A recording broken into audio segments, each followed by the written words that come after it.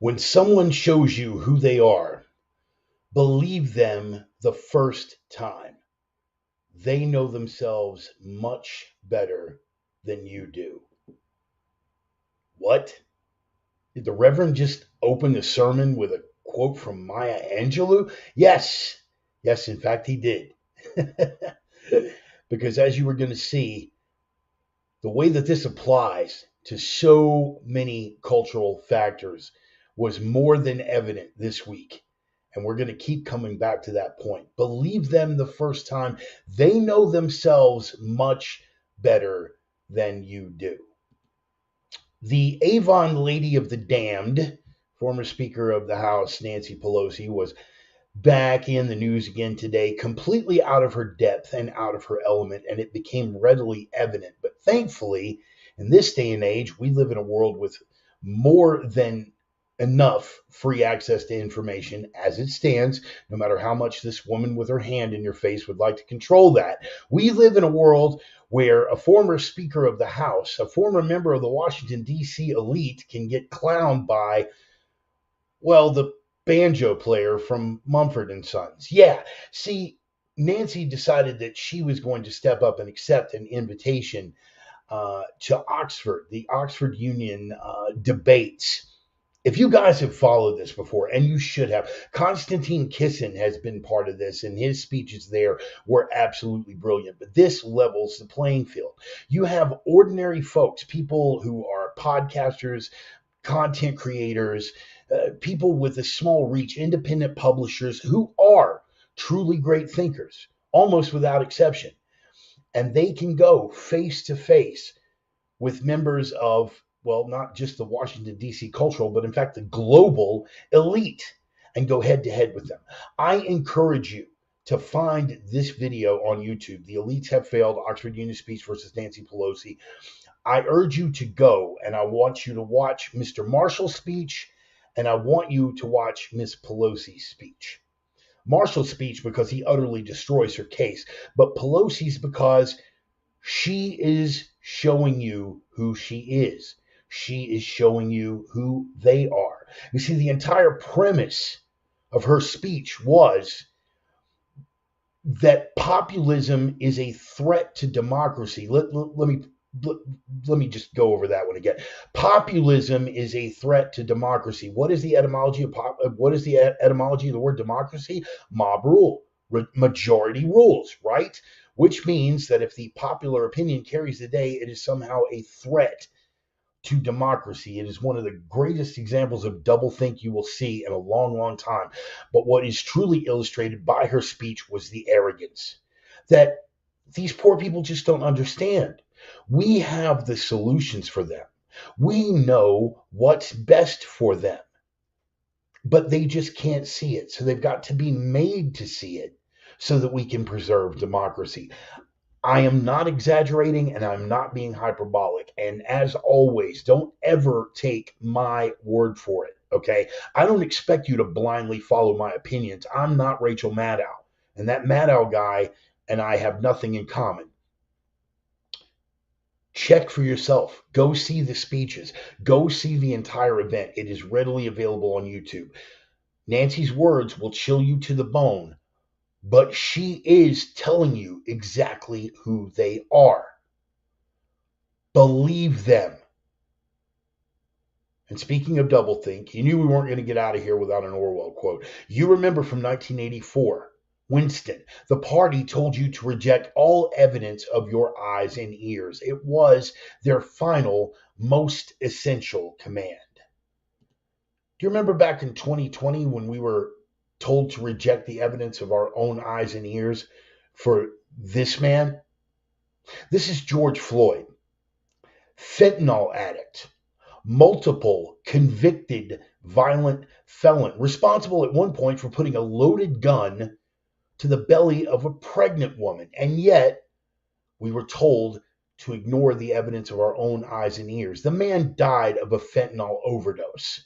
The fact that a police officer was present and in a physical altercation with him at the time was merely collateral damage.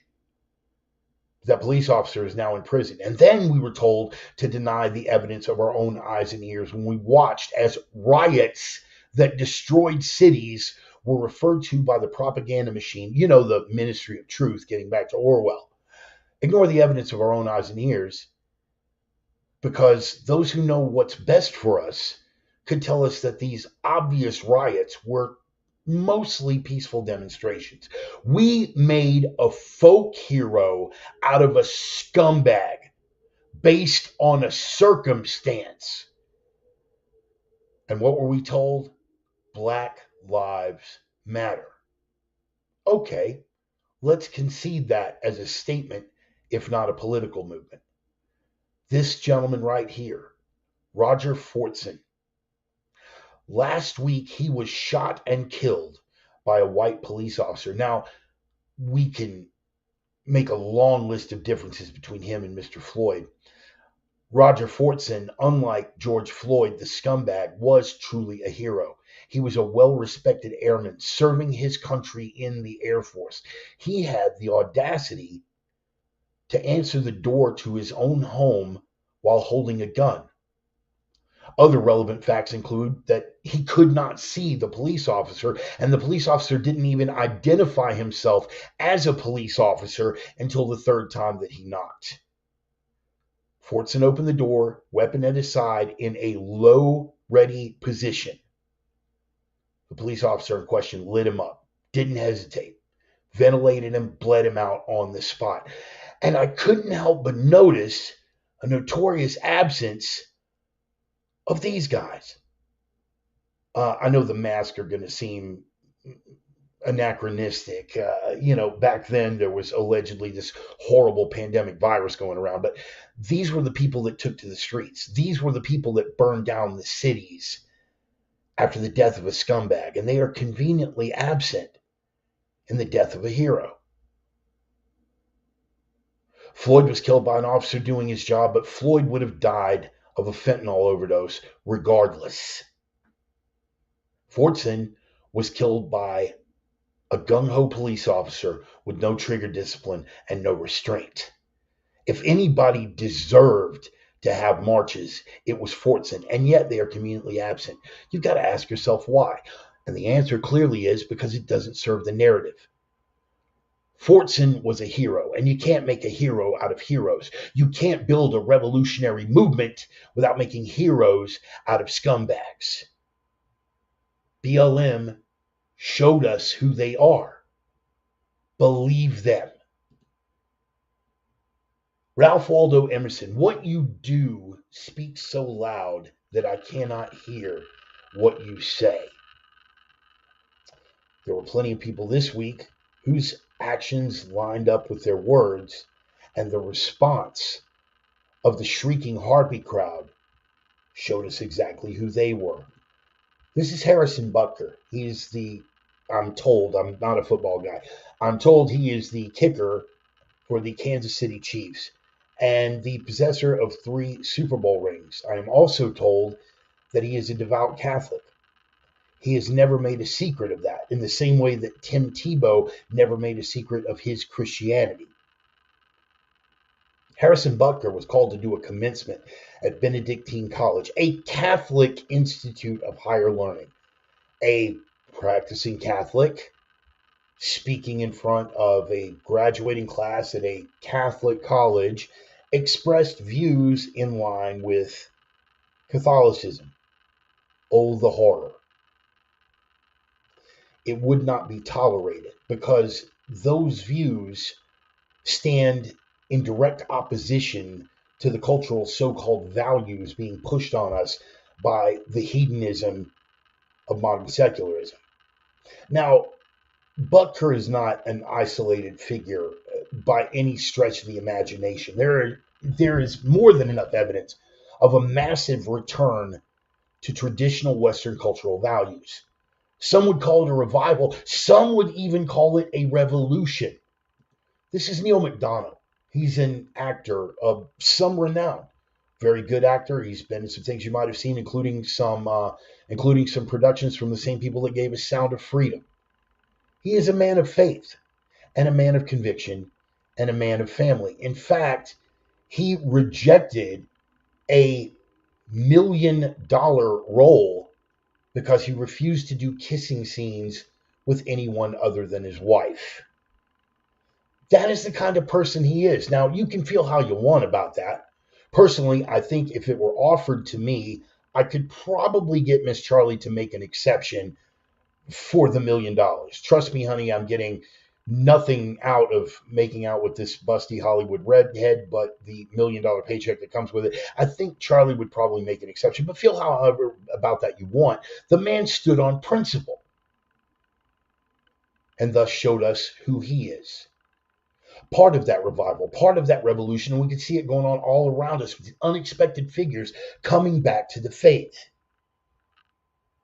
Russell Brand got baptized and was properly excoriated for it in popular culture. Kat Von D, a practicing Satanist once upon a time, with an immense book collection, including first edition Aleister Crowley's and other occult figures, got rid of it all. And she's having her body covered with ink to cover the occult symbolism that she had tattooed on when she was the darling of that decadent entertainment industry. Popular tattoo artist. She came to Christ. She got baptized and was properly excoriated for it in the same way that McDonough was, in the same way that Butker was. I mean, I hear tell that even this steroid-addled madman is making a return to the faith. Now, obviously, he's not popular enough to merit that kind of backlash, but he certainly lost a lot of people who were once thought to be important in his life. Now, of course, the reason that we are given by the cultural arbiters is that the comments were not Catholic, they were misogynistic. That's what the problem was with the comments. They were misogynistic. They spoke out against women, which is interesting because immediately after the hubbub started, the NFL's own website, in spite of them distancing themselves from Butker's comments, sold out of the number 7 jerseys in women's sizes following that graduation speech. Yes, clearly, every woman on the planet has to be mortally offended by his words.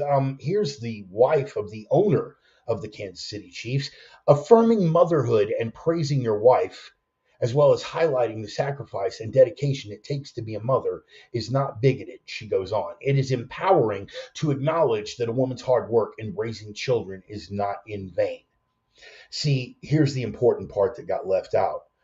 The things that were assigned to Butker in that speech, the things that set the internet on fire and had people who never read the full text of the document or took the time to listen to the 20-minute speech in its entirety, had one impression of the things that he said. But those were not the things that he said. He was not misogynistic in any way. And I'm going to provide you a link to the full text of the document. So again, you can check for yourself. Do not take anyone's word for anything, including mine. The things that he said were uplifting to women. And in fact, the only time he got choked up was when he was crying, talking about how precious it was that his wife, in spite of her academic credentials, made the personal decision to place more importance on being a wife and a mother and how much that meant to him. He choked up and broke down crying. So much for a rabid misogynist. Now, he showed us who he was, and I believe him. The backlash showed every person spewing from ignorance who they were, and I believe them as well. But there were always some bright spots, including Bill Maher, and unbelievably, this monstrosity from The View actually came out and supported Butker. Well, I won't go so far as to say supported. Bill Maher said that he couldn't see what the big deal was. And Whoopi Goldberg, while taking a jab at Trump in the process, at least paid lip service to supporting his right to say these things, even if she disagreed. Now, Whoopi is as intellectually dishonest as they come, but a broken clock is right twice a day, isn't it? The NFL, for its part, distanced themselves from the comments in question.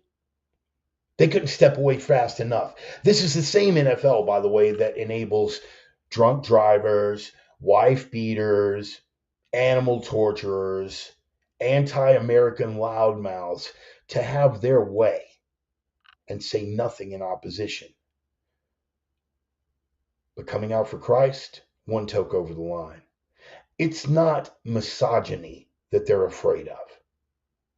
It's not even the return to traditional values that they're afraid of. It is this that they are afraid of.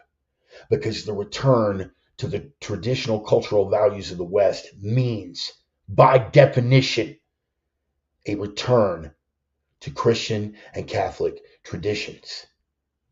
And they have showed us that no dissent would be tolerated. Keep in mind, one man making comments at a private event at a private university, as opposed to bouncing dong drag queen shows that we're beaten over the head with every day, cultural degeneracy in public that we're treated to. And we're not just expected to accept it, we're expected to embrace it. And for Butker having the audacity to say, no, I believe there's another way. Not forcing his opinion on anyone, not demanding that anyone kowtow to his will, but merely saying, I disagree. In this day and age, that will not be tolerated.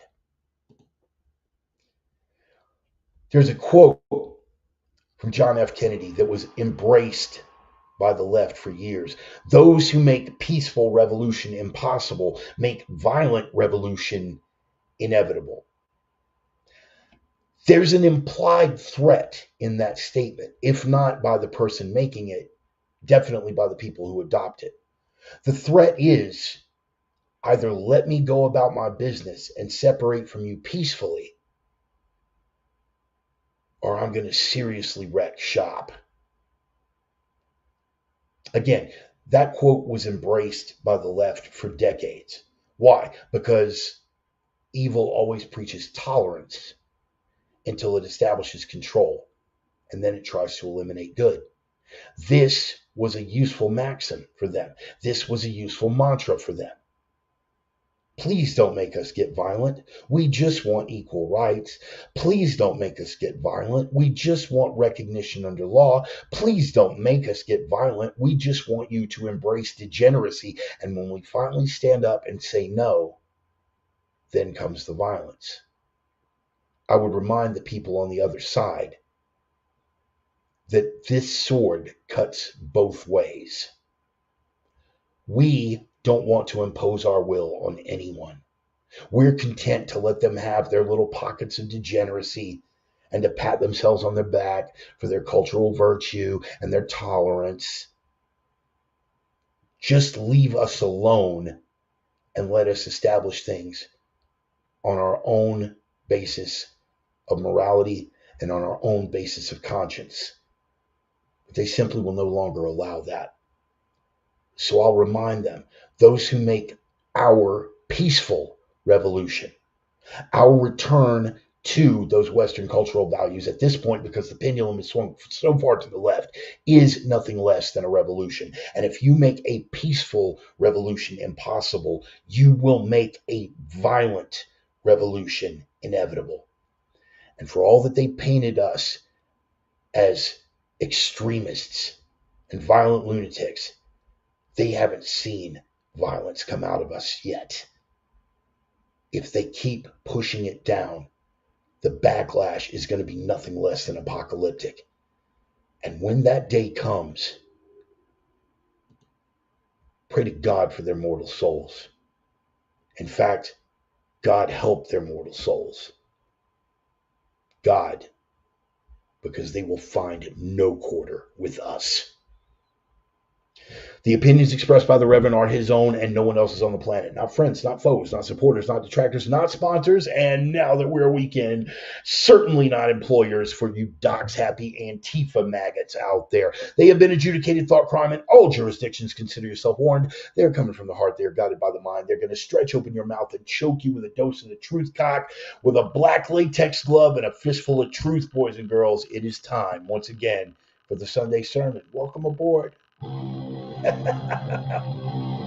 Kind of a long opener, yeah, but at least we got clear signal. If there's anything going on over here and we got echoes, man, you got to let me know. You got to let me know.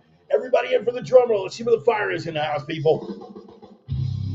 Coming hard charging out of the starting gate as we always do with that bumper music, the one and only mighty Red Desert, a gut stomping rock and roll band from the smoldering embers and ruins of the once great American city of Minneapolis, Minnesota. The name of the band is Red Desert. The name of the track is Older No Wiser. Every week I get a little bit older. Every week you guys get to decide if I've gotten any wiser. Some weeks I do better than others. I think this might be one of those weeks.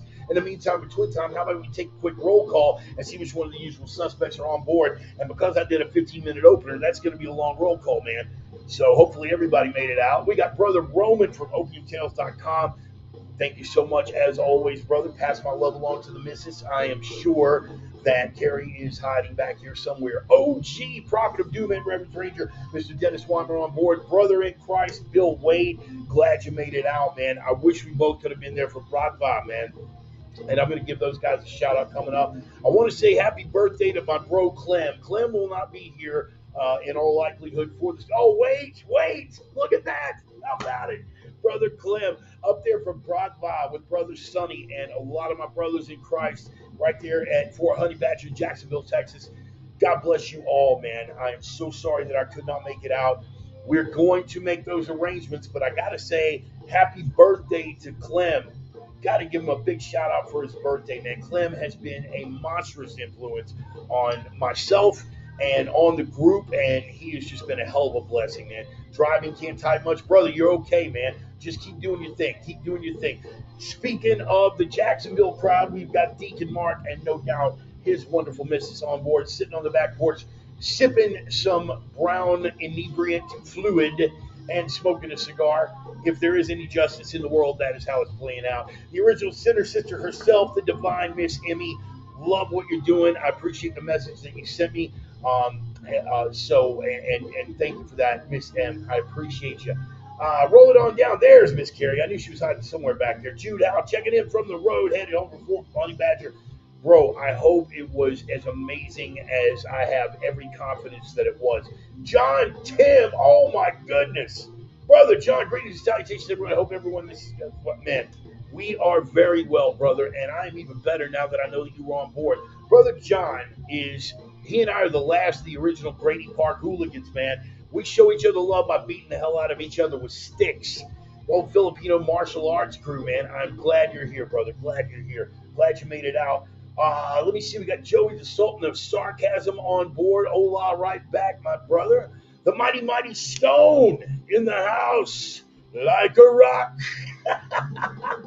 Stone, good to see you, brother. Good to see you. Who else we got?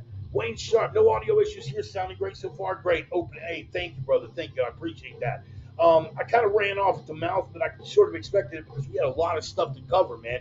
And now that I know that I'm more or less isolated in this weird serial killer type building that I'm staying in out here in the Nevada desert, I can get a little bit louder. A couple of guys made the comments the last week. I seemed a little sedate, maybe a little down low on the vocals. And that's fine, you know what I mean? Because I didn't know how many people were staying here. Now I've got a general idea that there's only 2 occupied rooms that are on the far end of the building. Some equipment maintenance guys that are hanging out. I hardly ever see them. And everything is on the ups. So I can be loud until somebody bangs on the door, and then we'll burn that bridge when we get to it. Got the battle bottle on board from Iron Infidel. Once again, I want to point out, these guys do not sponsor the program, but I love giving them shout-outs, man, because they make a damn fine product. They make a good set of resistance bands, too. IronInfidel.com. Tell them the Reverend sent you. They won't know who the hell you're talking about, but if we get enough people telling them that, maybe when the Reverend finally does knock on their door and go, hey, man, how about a sponsorship? They go, yeah, that sounds pretty good. We've sold like 10 battle bottles off your website already. So vote with your dollar, guys, is one of the few powers that we have left to exercise under what remains of our constitutional republic. But we're going to get into all that good stuff. Again, happy birthday to Brother Clem. I hope it was as productive. Man, I hated like hell that I couldn't make it. Especially with the group of people that were up there. I know that with Jude up there and Clem at the same time, Sonny probably had a little bit of a moral quandary picking out who got to be the crash dummy for all the painful drills, because it's either one. Usually it's one or the other of you guys. With both of you there, he kind of had his pick of the litter, so I imagine that probably worked out well. Gonna go ahead and fade that bumper music out, man. And while we're on that topic uh, of the bumper music itself, again, that track is called "Older No Wiser." It's by a band called Red Desert out of Minneapolis, Minnesota. Gut stomping rock and roll, man. Just good straight ahead. I still folded into doom, but you got the set trippers that are like, well, technically that's more like stonerish desert. But I mean, not really doom because it's not dude. Whatever, bro. They're doom. They're a gut stomping rock and roll band out of Minneapolis, and they've been really cool about letting me use that song as their bumper music. So if you guys want to like download some tracks and all these other things, that would be much appreciated. Take care of the people that take care of the program. Ordinarily, guys, I would open with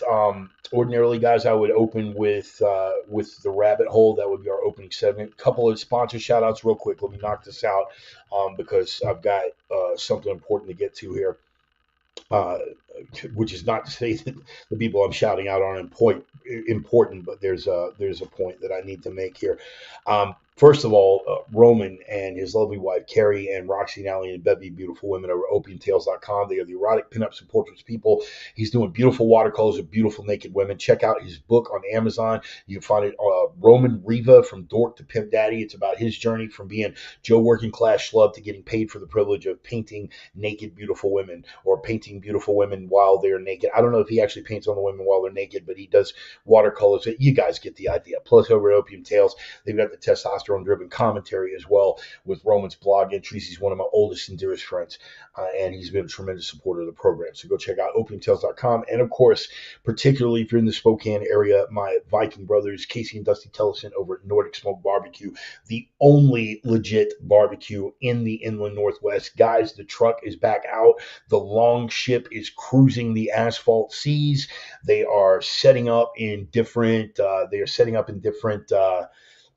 Places every single week. Go check them out. The only legit barbecue in the Inland Northwest, Nordic Smoke Barbecue. Now, ordinarily, I would open with the rabbit hole. I have instead. Well, okay, and here he is, and he has joined us. Okay, good. I'm glad that you made it, brother. Um, what I'm going to do in lieu of a rabbit hole is a prayer request. Ryan's brother, Kevin, you guys know, and of course, prayers out to the entire city of Houston. I spent 26 years down there. I've got a lot of people down there, and the tornadoes and storms that ripped through there this week did a hell of a lot of damage. Of course, Dennis is checking in from Houston, and a couple other folks on here. Emmy's checking in from the Houston area. A lot of people suffered a lot, but in particular, Ryan's twin brother, Kevin, was on a motorcycle with his wife, and they were struck by a young woman who, this is all the details I have right now, and we'll update you as the details come in. But the details that I have right now are that someone ran a stop sign and struck the motorcycle that Kevin and his wife were on from the side. Bike went over. Kevin's old lady had broke her arm, but Kevin was much more severely injured. He is currently, my best understanding, in surgical ICU. He's got some internal bleeding that they are having some difficulty identifying. Uh, Kevin, like many of us, is a fairly high mileage unit, and a lot of previous damage, and they're having to sort through a lot of that to figure out where this. He's bleeding out into his own gut, basically, and they are trying to identify the source of that bleeding, and they are having difficulty. And because of all of the, ordinarily that would be Ben Taub, that's like the big trauma hospital down there. But Ben Taub took a lot of damage in the storm, and they're recovering from a lot of stuff, and they may not be able to transport him until tomorrow. So I would like just to take a minute, if you guys, especially my brothers in Christ or my people of faith on here, and just say a little prayer. If you guys would take a minute and just join me in that. Lord God, we see your divine plan at work in every adversity. And sometimes it's really hard to isolate that when you have a circumstance like this where so much chaos has come down on people that did not have it coming, when things come out of nowhere and affect people that are close to us like this. I would ask that you help all parties involved. I would ask that you watch over Kevin. and and guide the eyes and hands of the doctors that are working on him so they can isolate this bleeding and they can get it fixed. I ask that you be with his wife and provide her the strength so that she can give him her strength going forward. I ask that you be with my brother Ryan, who is hurting inside right now over this, hurting inside badly over this, and take the pressure off of that man's shoulders. He's got enough on him right now.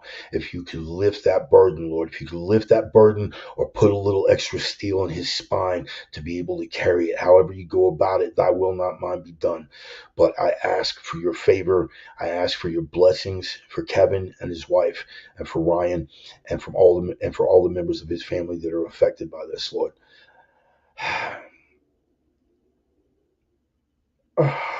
You bring us so much strength through adversity, but that means that we've got to get through the adversity to find that strength on the other side, Lord. And I just ask for your strength to get through that adversity, to find that greater strength and growth on the other side. I pray these things in the name of the risen Christ.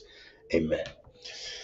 I really, man, uh, you guys, you guys know, you guys already know how dearly I hold Ryan to my heart, and Kevin and I have known each other uh, just as long, and have gone through similar evolutions, but we never developed quite that level, anywhere near the level of closeness that I have with Ryan, particularly over the past several years.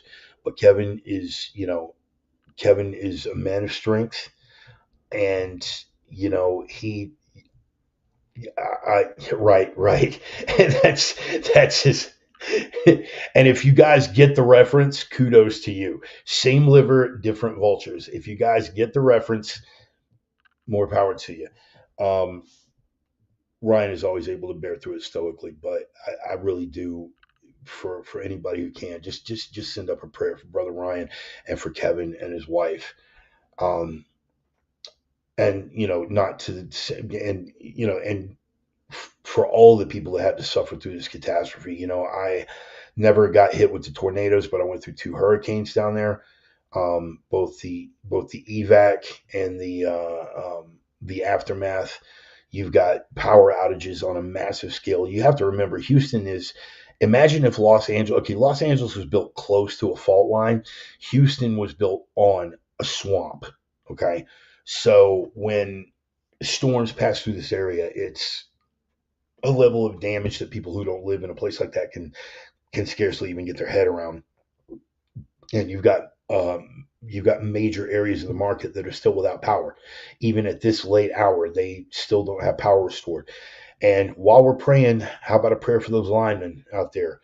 Uh, all of us who are out here in the blue collar field, whether it's Ryan operating cranes near a wellhead, or myself operating cranes inside oil refineries, or people out there who are iron workers, or any of the people who are out there with the calloused hands, getting the work done that makes the country roll. We've all got a part to play, man. But these people on the lines out there, I get to see the linemen work up in Washington because we have the snowstorms and the windstorms, right? And also during the wildfires, like the power poles take a lot of damage. These linemen are some gutsy sumbitches, man. I will tell you that. I don't even. If I had balls that big, I would not be able to climb that freaking pole with just a pair of spikes and a rope. Uh, these guys are doing some good work, but they can only do so much. And I think it's a testament. I think it's a testament to who we still are as a nation, for all our faults and for all our bickering and for all our infighting and for all of these people who were like, civil wars around the corner, we've never been more divided. You know what I see, bro? I see linemen coming in from other states, driving their own vehicles on their own time, coming in to help because there is a need, right? There is a need. People are hurting. And, I'm not going to get all Mr. Rogers on you, like always look for the helpers, because sometimes, let's be honest, man, sometimes the helpers just aren't there. But you can bet that if the people are out there helping, they're going to be those guys with the calluses, right? They're going to be some, they're not going to be your college boys. They're not going to be your cubicle operator, your cubicle residents. That isn't who comes to save the day. That's not the cavalry. Those are the guys begging for the cavalry. And the rest of the time, ironically enough, hating that very cavalry because we're ignorant and we're hippies and we're not hippies. We're ignorant and we're deplorable and we aren't possessed of the same character and intellect.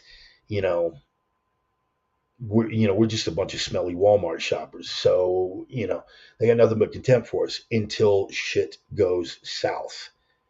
And then everybody's going to want that guy. Everybody's going to want that guy with two things.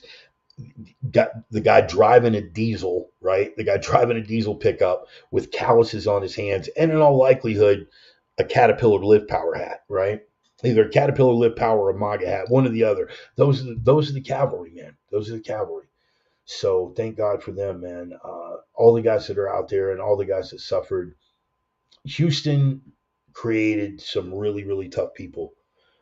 Uh, Everything that I am, good, bad, ugly, and indifferent, everything comes from my 26 years in Houston. I may live in the Northwest now, and the Northwest is home now. Let's make no mistake about that. But Houston may be everything that I am. Every bit of toughness that was engendered and driven into me out of necessity came from my 26 years in Houston, Texas. Houston people are tough, man. If you were anywhere close to that place within any kind of short time frame after Harvey, bro, you won't believe how resilient these people could be. Imagine imagine Katrina hitting and everyone in New Orleans, instead of running to Houston, said, nah, we're going to stay right here and fix it. That's the kind of people that Houston produces, right? Where were we going to go? After Harvey, where were they going to go? Were they going to run to New Orleans and expect the same courtesy? No. Nola's still a shithole. It's still in disrepair. Where are we going to run? Dallas? I mean, first of all, no, because it's Dallas. But kidding aside, they're like, no, no. What's the saying? H Town till we drown? Yeah. It's funny, but they mean that, bro. It's funny. I I don't have time to prep it now, man. But you know what? Okay, you know what? I'll take that as a challenge. Let's do that. Let's do that. Okay, guys, you want to see some fun? This is the perils of live entertainment. This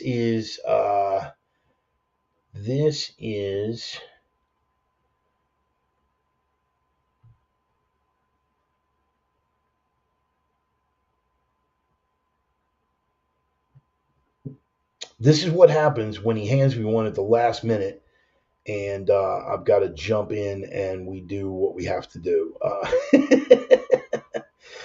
Um, Nah, you know what, man? Nah, it's pulling up too much. Man, dude, let me do it justice, bro. I'll get it next week. I'll get it next week because I'm looking and I'm like, nah, man, that's it. That's it.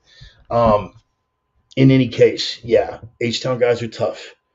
H Town guys are super tough, and they will recover. They will build it. They will legitimately build back better, and they're going to recover. But Kevin and Ryan are both from Houston as well, and they are both tough individuals. And Kevin's got some mileage on him. He's been through some rough stuff already.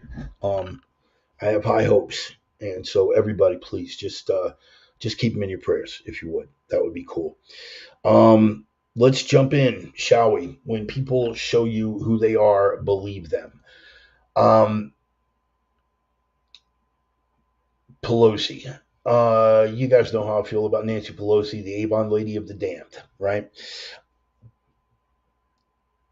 Getting with all the stuff that we were doing in the opening, the ultimate pull for this is that we are in a way, and I'm not the first person to say this. I'm not even the best person to say this.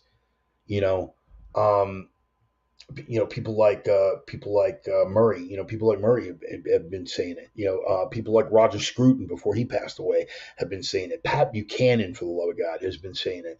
We are at a war. We are in a war, rather, for the soul of the West. That's it. And it's not, as a certain Ronald Wilson Reagan once upon a time said, the threat is not coming from without, right? From the outside, there's damn little that could take us out. The Imperial Japanese were one of the most powerful war machines on the planet, even after we embargoed their oil, which kind of might have set off that Pearl Harbor thing, but that's a rabbit hole for a different day. They wouldn't dare invade the mainland. They wouldn't even attempt to invade the mainland, right? China, up until very, very recently, would never even have the concept to attempt a Red Dawn type scenario here. They couldn't pull it off. They'd be looking at too many people with too many guns, plus their supply lines would be overextended. Now, thanks to a certain compromised president, they're buying all kinds of farmlands and factory here. Why would they be buying farmland and factories here?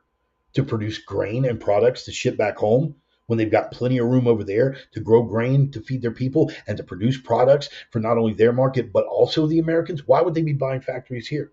Because it's a good investment? Have you looked at the way our economy is going? Why are they doing that? Why are they doing it? Why? They couldn't attempt a Red Dawn scenario before because their supply lines would be overextended. However, if you can establish a beachhead on a continental landmass and you already have de facto supply lines in place, say crop land that you can grow food on and factories that can produce munitions and other material goods necessary for a war effort, suddenly the Red Dawn event becomes plausible. Particularly if you've got sappers on the inside, sleeper cells from China, sleeper cells from third world jihadists. Does it sound far-fetched? Yeah, everything I've been telling you for the past 4 years sounded pretty far-fetched, and it's all pretty much come to being, right?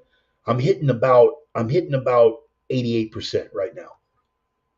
Dude, did he just say 88? That's a dog whistle. Maybe it is, maybe it isn't. But I can think of about 14 ways you can go screw yourself. Anyway, I'll wait for y'all to process that. I'm going to get a sip of liquid enthusiasm here.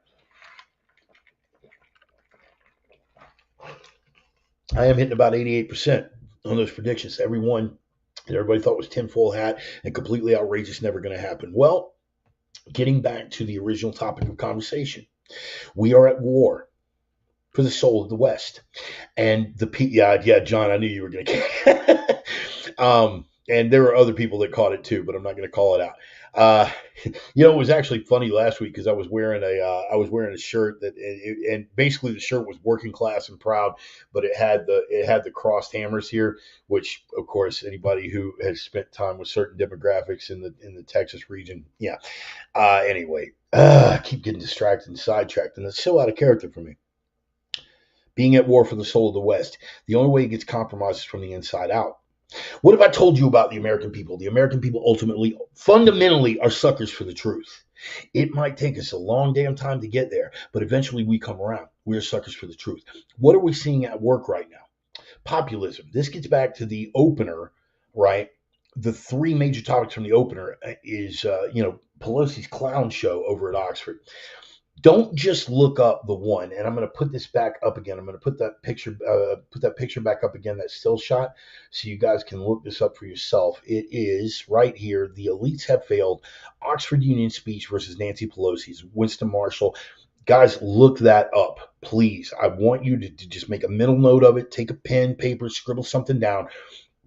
Make a note of this because you'll find it chilling that a woman like Pelosi would actually say the quiet part out loud, but you're going to find it invigorating the way Winston Marshall strikes back. Because Winston Marshall, okay, he's not a factory worker, he's a musician, but at the end of the day, he's closer to blue collar than she is by a damn sight, wouldn't you say? Wouldn't you say he's down here with the rest of us deplorables as far as the socioeconomic ladder is concerned? Damn right. Let me tell you a little bit about Winston Marshall before we get into this. Winston Marshall was the banjo player for Mumford & Sons, right? Back in, I want to say 2020, possibly, okay, no later than 2021, but I'm pretty sure that it was 2020. He was the banjo player for Mumford & Sons. There's a journalist named Andy Ngo, Ngo, Andy Ngo, little Vietnamese guy. He's a 5'4" Asian homosexual, right? This, you would think, would make him the most protected class among the Antifa maggots. But because he has the audacity to call out the Antifa maggots, they actually beat him into a brain bleed at one demonstration in Portland. That actually happened. Look that up. Andy Ngo, follow his work. He did a book exposing Antifa.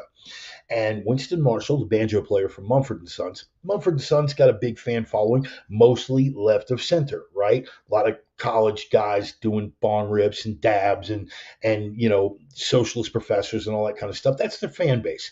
He came out after reading that book and he tweeted to Andy No. He said, "Hey, man, look, I just want to say it's really brave what you're doing. I'm really glad that I finally got to read this book. It puts a whole new face. It takes the mask off of these guys, and you can see who they really are. You're a very brave man for writing this book." Immediately, the Shrieker mob went nuts on Twitter. Cancel culture mob came for his freaking head. And rather than have that rub off on his bandmates, this is the kind of person that Winston Marshall is. Winston stepped away from the band. He said, "I don't want this back. He said, there's going to be backlash. Let it be against me. I don't want it to fall on these guys. I'm leaving the band." Right? So he left. Now, if you're a guitarist, the likes of Steve Vai, you can leave one band and you'll have 12 offers waiting for you in the limo before you leave the venue. Okay? He's the banjo player from Mumford and Sons. Okay, this wasn't the best career move for him, but what he did was he totally reinvented himself. And you know what he didn't do? He didn't do what the rest of the band did, and what the rest of his producers and all the people at the record label did, and kowtow to this shrieking mob. He didn't do that. He reinvented himself. He said, "No, I'm not going to let the backlash come to my bandmates, but I'm not going to kowtow. I'm not going to apologize. I believe what I said. I stand by that tweet." And lo and behold, he became a content creator and a podcaster of a conservative bent. And he does a pretty damned interesting podcast. The Oxford Student Union debates. You should actually watch a whole lot of those, particularly the one that I mentioned before with Konstantin Kisin, because if you want to hear legit intellectuals talking about the future of the West in unapologetic terms, right? People that will call it for what it is and say, "No, man, our civilization is not in danger of collapse. It's in danger of extinction. And it will come from within, working out by usurpers working within the context of the very freedoms that civilization gives them." That's the damnable irony of it. But they discuss these things openly. So what the hell is Nancy Pelosi, a globalist shill if ever there was one, a corrupt insider trader on the stock market, a leftist as left as the left is capable of lefting? What the hell is she doing there? Well, you have to have a left to oppose the right in those debates, don't you? Yeah, but did you miss the part about intellectual? Because Nancy Pelosi is any freaking thing but. I could debate circles around that freaking demonic Avon lady and her insecure denture adhesive all day long, even if she happened to show up sober that particular day. But being that she's a booze hound alcoholic, that's not going to happen either. She put it full frontal display, and it gets back to the core of what we're saying here. When people tell you who they are, believe them. She made the case. She made the case that populism was a threat to democracy. In the same way that you've heard me make the observation on this program, for all that they talk about saving democracy, right? How do we go about saving democracy? Well, first, we've got to put the front runner for the opposition in jail. Then we've got to let the government work with media organizations to suppress conservative speech. And then we got to make sure that there are no other third party candidates on the ballot. So what we got to do here is we got to get rid of everyone, and the only person who is allowed to run is our guy, and the opposition guy is in jail, and nobody else is allowed in the debates, and the media is going to pump up our guy. That's how we save democracy. That's the case that they're making. I'm not being hyperbolic about this at all. I'm being animated about it, certainly, because that's in my nature and that's how I feel about this. This is a frustrating thing for me, man. I'm not giving in to the wrath, and I'm certainly not giving in to the depression or the black pills. But that's essentially what we're being told with a straight face. And Pelosi said the quiet part out loud. Go after the sermon, watch her speech. I am not exaggerating. She legitimately says, and I'm paraphrasing because I'm quoting from memory, but it's pretty spot on, that these voters are too stupid to realize. She thumps her own ample chest. I mean, the one good, you should be able to say something good about everybody. Pelosi's got a nice rack. Okay, there, I said it. Okay, moving on. Ah,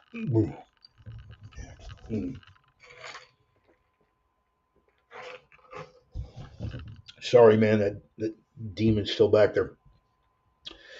Uh, she basically said she feels sorry for these people. She feels sorry for them because they have the program that would fix everything and bring on the utopia and make these people's lives so much better and would improve things and would advance the cause of equity and put everybody on a level playing field if they would just vote for us like we tell them to, right?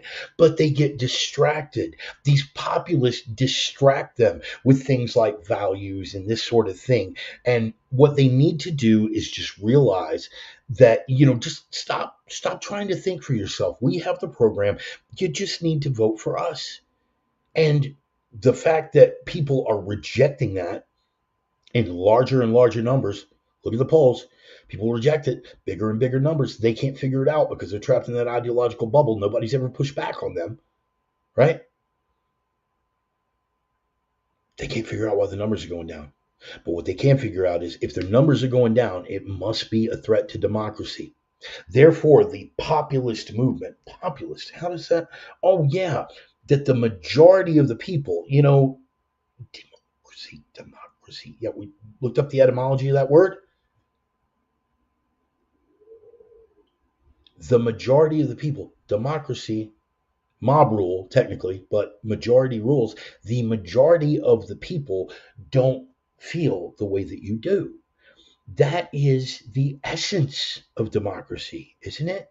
First of all, we live in a constitutional republic. I don't need to repeat that to any of you because all of you here already know that. The essence of democracy is that what the majority wants is what carries. And you're telling us that the only way to save democracy is to do things to pull the power away from the majority of the people who want it to go the other direction. Doublethink? Doublethink doesn't even begin to touch this one, man. She says it out loud.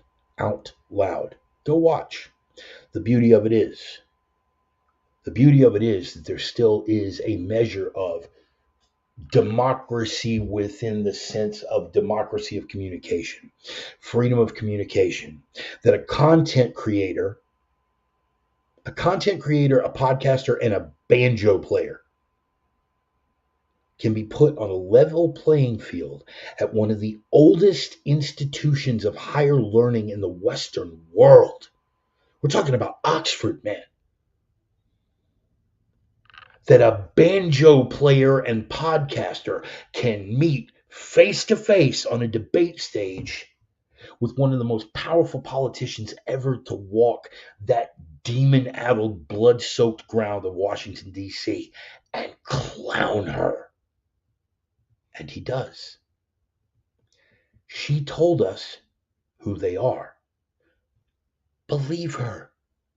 All the people out there saying, well, no, she doesn't really mean it's just political rhetoric. And all these people who are out there supporting the intifada on these college campuses, they don't really mean it. Uh-huh. German with a funny mustache wrote out his entire blueprint in Mein Kampf, and nobody believed him either. That's not kicking him in the face on purpose. That's just saying. And I'll go you one better since we're pulling out examples. I touched on this briefly last week. It wasn't that many that fomented the Bolshevik Revolution. It was a very small, closely knit band of revolutionaries that were guided by proper forces. They put their useful idiots to work. And they created a political upheaval among the Russians that brought the Russian people to their knees for the better part of a century.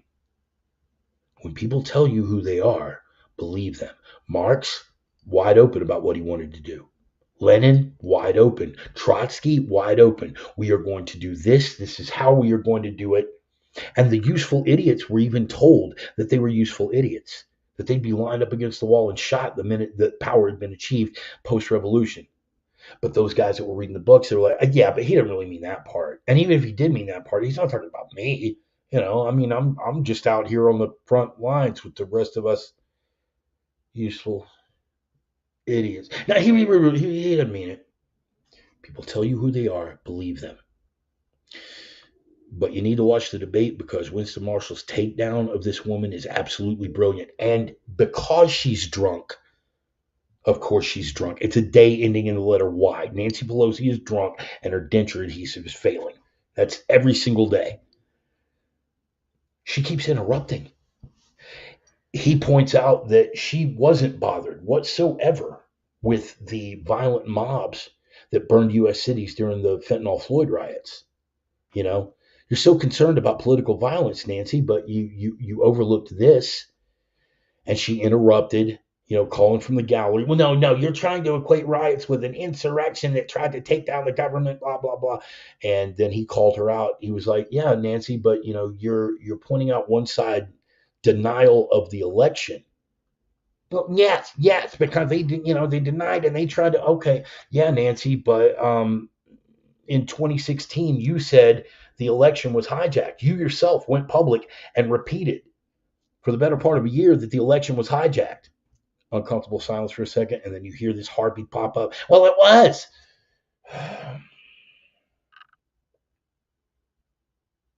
Watch it for yourself, and you tell me next week if I'm exaggerating.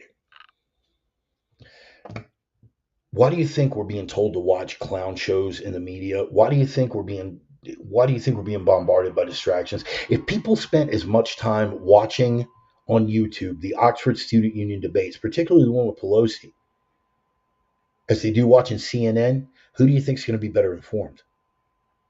Well, what was I saying last week? And how many times have I said this? Don't watch MSNBC. Don't watch CNN. Don't watch Fox. Watch freaking C-SPAN. Watch the hearings when they're happening. Take an interest in it. And if you miss the hearings when they're running live, go see them at the end of the night. When I was in Nebraska, when I was in West Texas, when I was in Utah, I might only have a couple of hours between the time I get off work and the time I got to be in bed. But I would sit down in front of the laptop, clickety click, throw on a C-SPAN hearing and have that playing because they were talking about something that I needed to hear. When they had the hearings about the FBI working directly with pre-Elon Twitter and Facebook and all these other social media companies to censor conservatives, I wanted to hear that hearing. And I will tell you that what NPR and CNN had to say about that hearing was nothing at all like what actually went on. To hear them tell it, it was all just a bunch of tinfoil hat nonsense. But I watched the actual testimony. It was chilling. Who's better informed? Who's better informed versus who thinks they're better informed? These people are telling you who they are. Believe them. Simple as that. So go and watch that video in its entirety. I want you to watch Winston's, whichever one you pick first, right? I say run with Pelosi's first so you can hear what a shrieking heartbeat gas bag she actually is when she hasn't got enough, when she hasn't got enough booze in her. But watch them both. Watch Pelosi's and then watch Winston Marshall's takedown. And you tell me who needs to be running the show. You tell me in a perfect world who would be walking in a mantle of power. But he's not, because the other side has control and is trying to wrest more of it. They have told us who they are. Believe them. Believe them. Simple as that. And just look up Winston Marshall, man, because his story is actually pretty cool. His story is actually pretty cool. The fact that he was part of a very successful band and cancel culture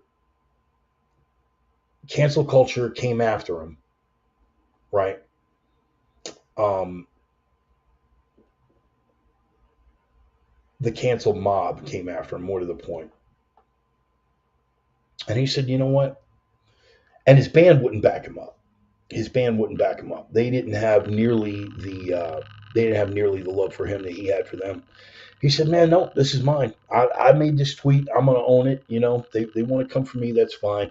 These guys have families. They don't deserve this. I'm stepping away. That was a pretty stand-up move, right?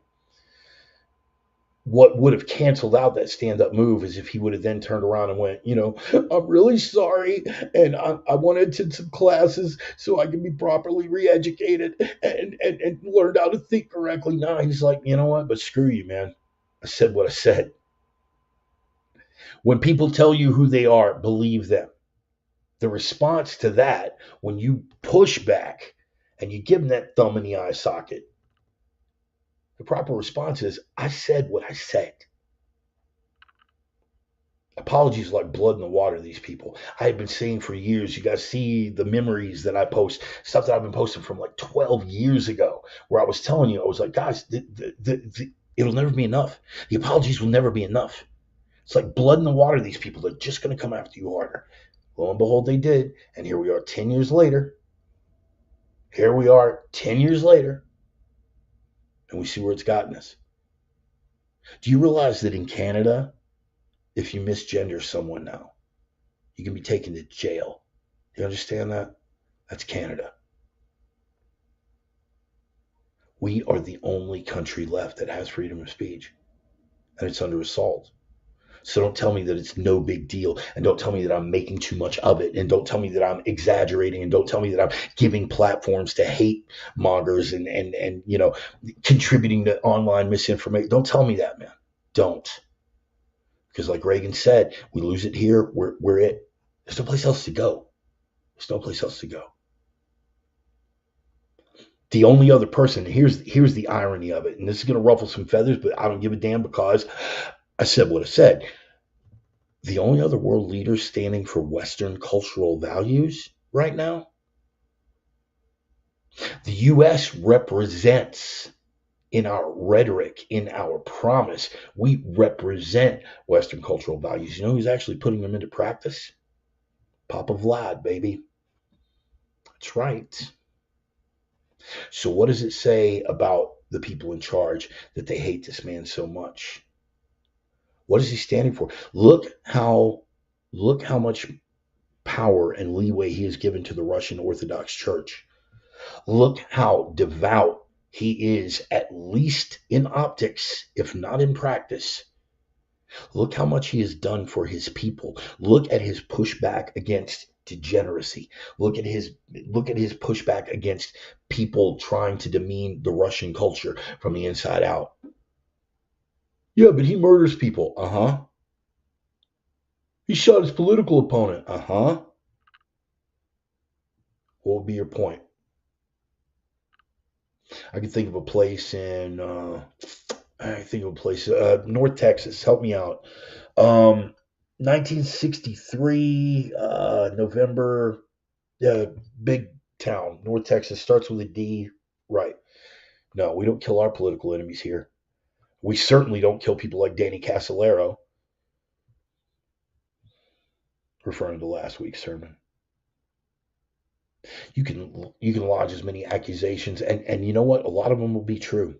But that man is standing for his people, and he is standing for the cultural values that made the West the cultural force that it is. And technically, even according to George Patton, the Russians aren't Europeans. They're not Westerners. Byzantine.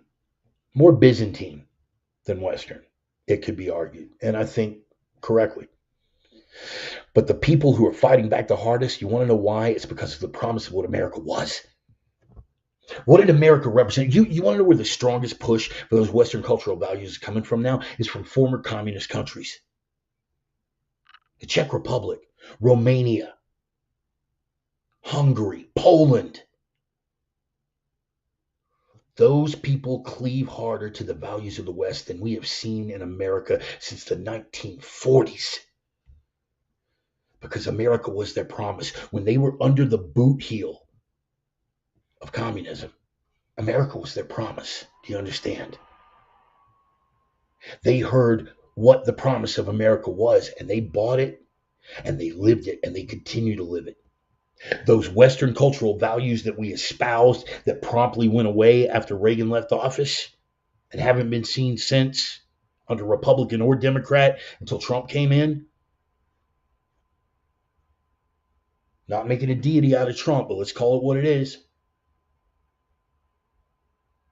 Preservation of the cultural values of the West were untouched over here. They didn't give a damn. We couldn't get rid of them fast enough.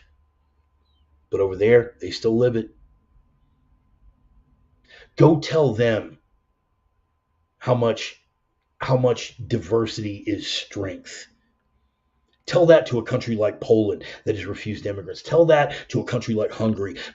And oddly enough, Poland and Hungary, wow, no terror bombings. Strange how that happens, isn't it? church attendance in the Czech Republic. Meanwhile, in France, sorry, Clem. Meanwhile, in France, they got churches going up in flames. You know where else churches are going up in flames right now? Canada. Nobody talks about it. Google it. Canadian church burnings. Just Google it. Do a little dive. Dip your toe in the pot. So when I say we are at war, I am not being hyperbolic and I am not exaggerating. Part 2, when they tell you who they are, believe them.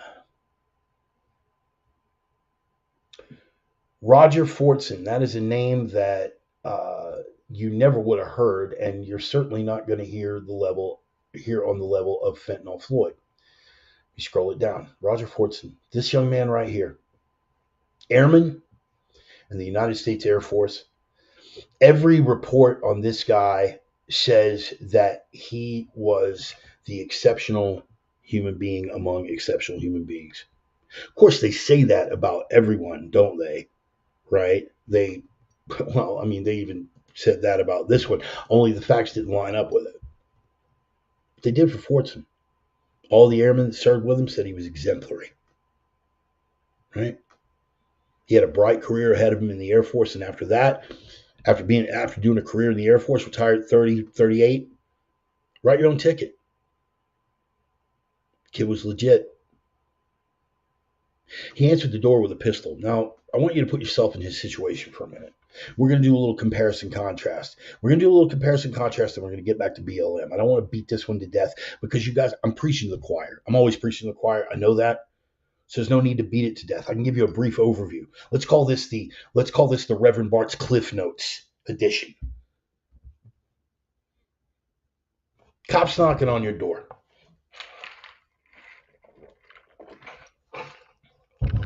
You've done nothing to expect a cop would be knocking on your door. You weren't expecting anybody else to be knocking on your door either. But yet there's an urgency to the knock. It's not that tink, tink, tink. Hi, we're with the Church of Latter-day Saints. Would you like a copy of the Book of Mormon? It wasn't that kind of knock. The Mormon knock. We just make a hashtag Mormon knock. Tip, tip, tip. It was a cop knock, or ostensibly a home invasion burglary knock. The cop did not identify himself as such until the third time that he knocked, and he stood away from the door. Now, again, full disclosure, because I do try to maintain objectivity. You know I'm not a cop hater. You also know I'm not a cop right. Because either side of that equation can get bent. I have tremendous respect for legitimate law enforcement, but I don't do that. I don't do that. Thin blue line, bro, man. We got to let them do whatever they need to do, man. I'm not that guy, right?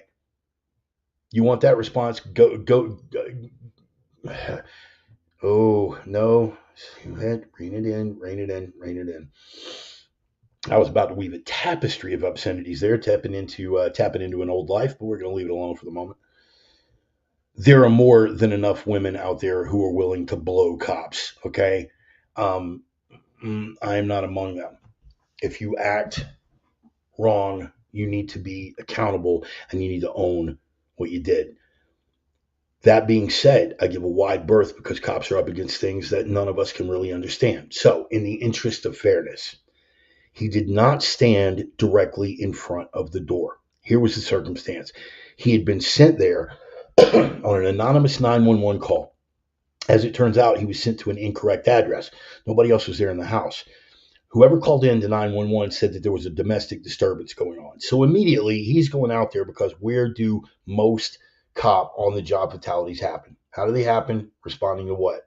Responding to domestics. Charlie, I love you so much. Look at that. Breathe. Yeah, it's funny you should say that, Charlie, because it's Clem's birthday today, and Clem is here. And you will notice I'm not carrying tension in my traps. I'm just animated, very animated. They were sent to the wrong address. Now, normally, again, he's charged up because he's responding to domestic in his head. First indication is, though, you hear nothing from outside. The lady had called it in because she said they heard a disturbance. So if it had been a legit domestic, you would think that when you come out on the porch and you're listening and you don't hear anything, that doesn't really indicate a domestic, does it? Cop unholstered. He's got his badge cam. You can look at the body cam video. You look at the body cam video. He bangs on the door. Doesn't identify himself as a cop. Stands out from in front of the door so you can't see him through the peephole. Now that, people make a lot out of that, but if you are responding to what you think is a domestic, you don't stand directly in front of the door. Because, get this, doors don't stop handgun rounds, let alone rifle rounds. More cops get shot responding to domestics. Anything else? Most dangerous ones. John, yep. JT in the pocket. Yes, sir. So he's charged up. He thinks he's responding to a domestic. He bangs on the door. First mistake, didn't identify himself as a cop. You're inside your house and you hear all this banging. Boom, boom, boom, boom, boom. You're already in a dodgy area of town. Guy doesn't say, hey, it's the police, open up, until the third time he knocks. Finally, he says, police, open the door. Doesn't say why. You're not required to open the door for a cop just because he bangs on it and screams at you. I don't care what he's responding to.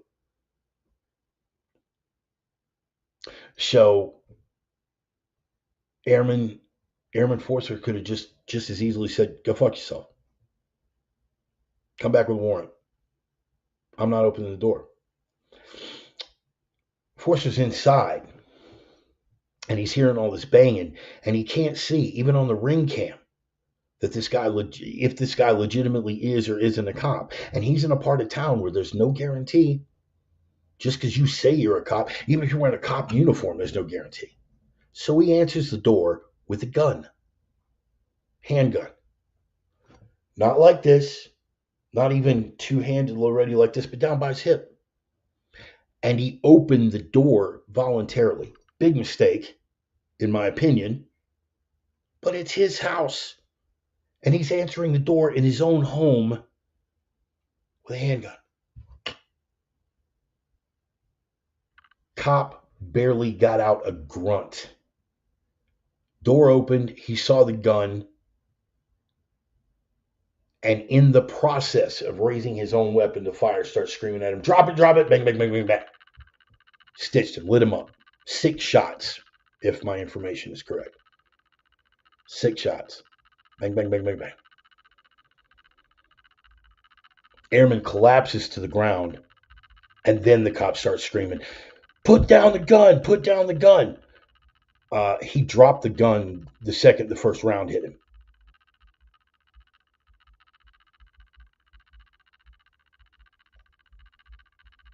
Drop the gun. And he's grunting, bleeding out.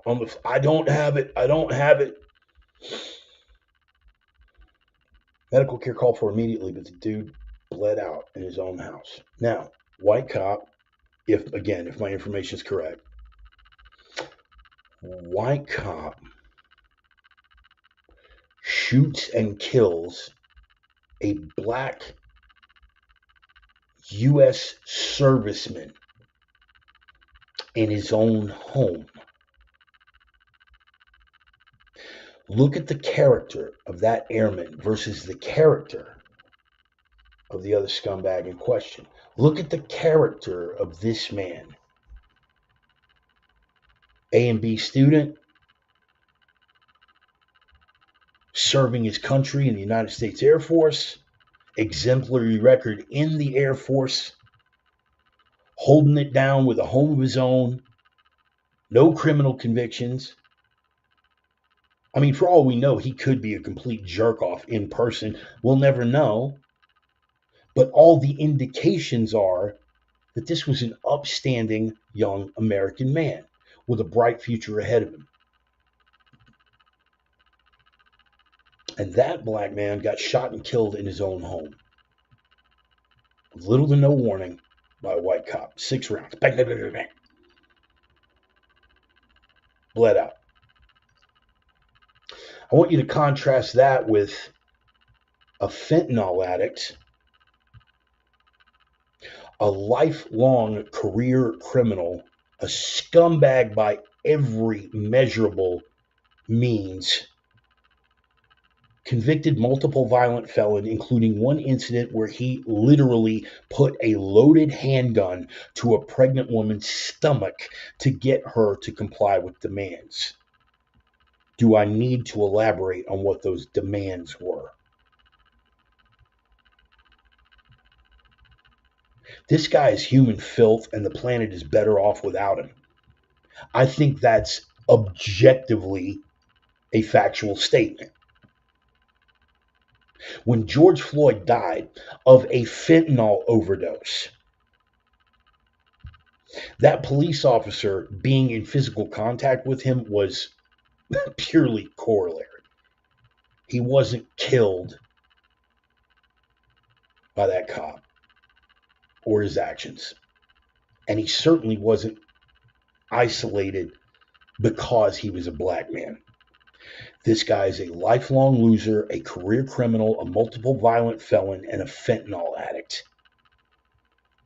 It has come out since, the fentanyl that killed him. There is no indication that it was asphyxiation as a factor, and yet that police officer remains in jail. Perhaps rightly so. We can debate that all day. But what we can't debate is that we should not have made a folk hero out of that bag of filth. So let me ask you again the question.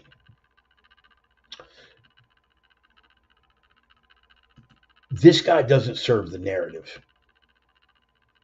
He answered the door with a gun, and we know that the maggots on the left are not very fond of firearms. They're certainly not fond of people defending themselves, and they are certainly not fond of black people having a sense of accomplishment. Ooh, did that ruffle you? Truth hurts. These are the same folks, black, white, and otherwise, because there's nothing worse than a college-educated white liberal, particularly a college-educated white liberal woman. There is nothing more damaging on the planet as a cultural force, driven entirely by emotion, no basis in fact whatsoever, and without exception. Let me dial that in a little tighter. Leftists, white leftist women. Because there are a number of people on the liberal side that really are coming from a good place. They legitimately think, in spite of all evidence to the contrary, that their ideas and their policies are going to improve things for the vast majority of people. I don't want to get off on that. Let's keep it to these two right here. Drug addict scumbag, exemplary human being. So let's do a quick and easy quiz. What's the difference? Well, let me see. They're both black. The guy that killed this guy was a white cop, and the guy that was present on scene when this guy died of an overdose was a white cop. This guy passed a counterfeit $20 bill. This guy did nothing. Okay, well, to be fair, let's not say nothing. Let's put it on a timetable to be fair. Ever. No criminal record whatsoever. So if we're going to play to the supposed narrative of this crowd, which one would be a better example? If the narrative is innocent black man killed by renegade white cop, what makes a better example? This completely innocent and upstanding black man being shot 6 times in his own home over nothing,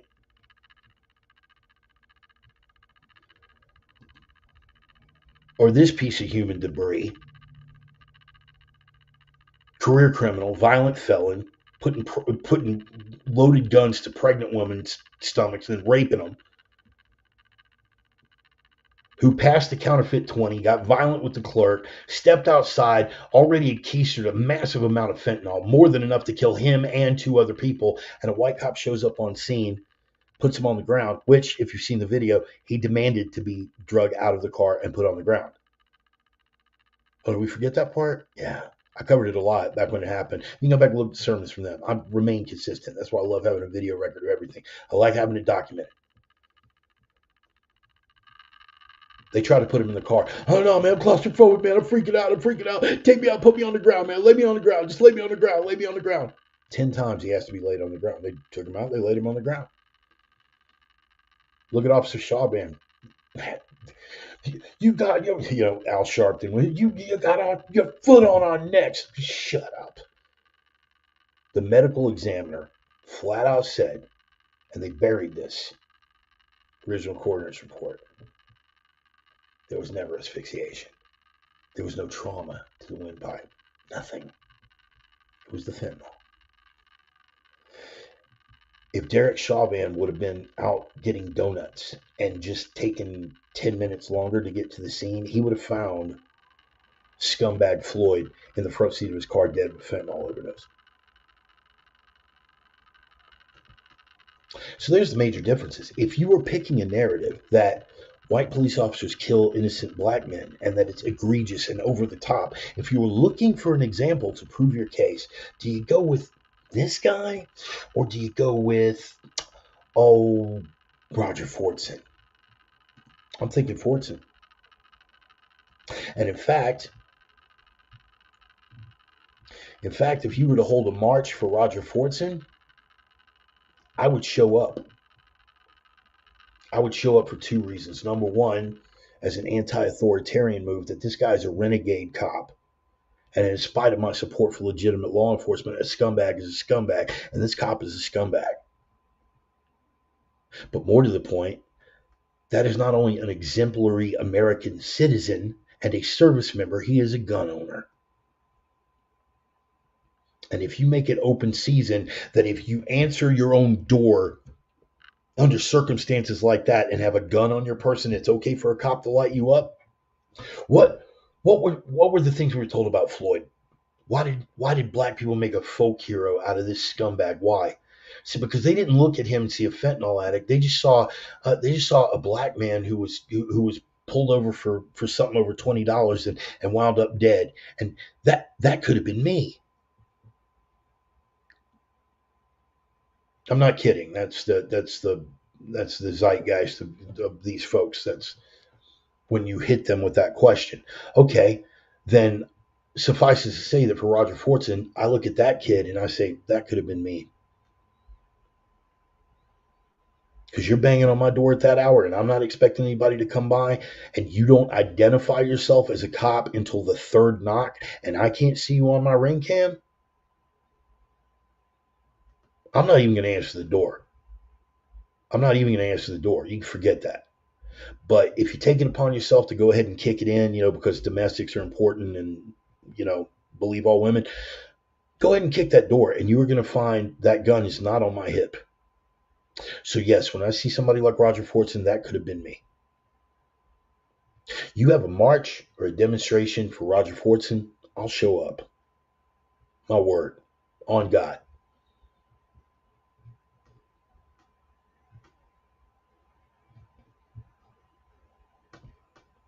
I would be willing to show up.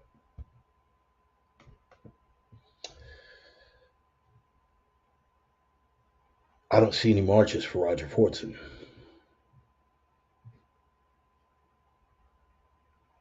Because he's not the margin they want you to accept. It's not about black men or white cops.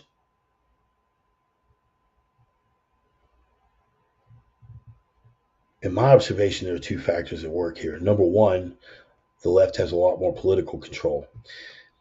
And when you start pushing back against police officers, who do you think is going to come to enforce those policies in the final analysis? When they start telling people over the next pandemic, you can't leave your house, you can't attend church, and people leave anyway, who's going to have to enforce that for the left now? Those same cops.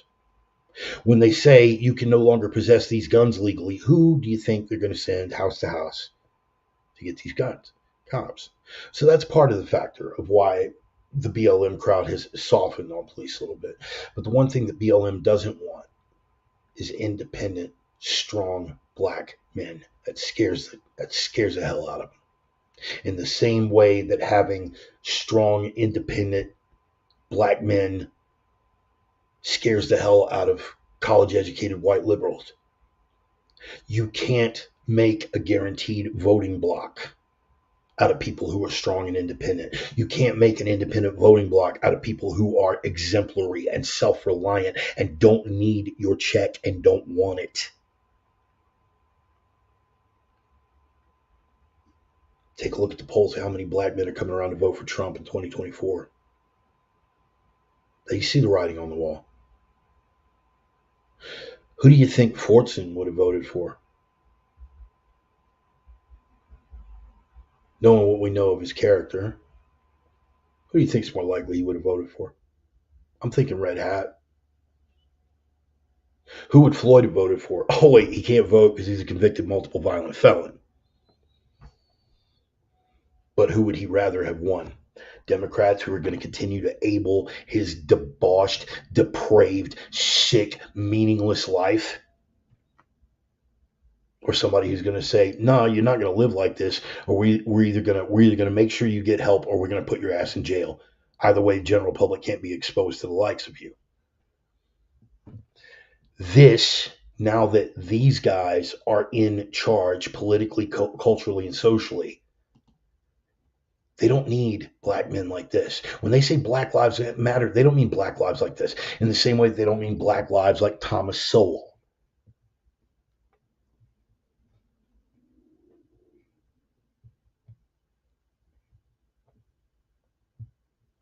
The same way they don't mean black lives like my brother Big John, San Antonio, Spear System. Hard man, self-reliant, conservative, doesn't need your check and doesn't want it. He is making it on his own, and every dream he's ever had, he worked and earned and made it come true. He doesn't need your shit. These people don't mean black lives like Big John or black lives like Mr. Fortson. They mean this scumbag, because that's who they want you to embrace. The ones on the fringes. You start embracing the concept of self-reliant black men. That does them no good. Getting back to the communist revolution, the useful idiots. They don't need people thinking for themselves. They don't need people who can earn a living on their own. They don't need fathers in the home, which will provide a good segue to our final segment here. They don't need that. They need obedient, stupid, and dependent. They need this guy.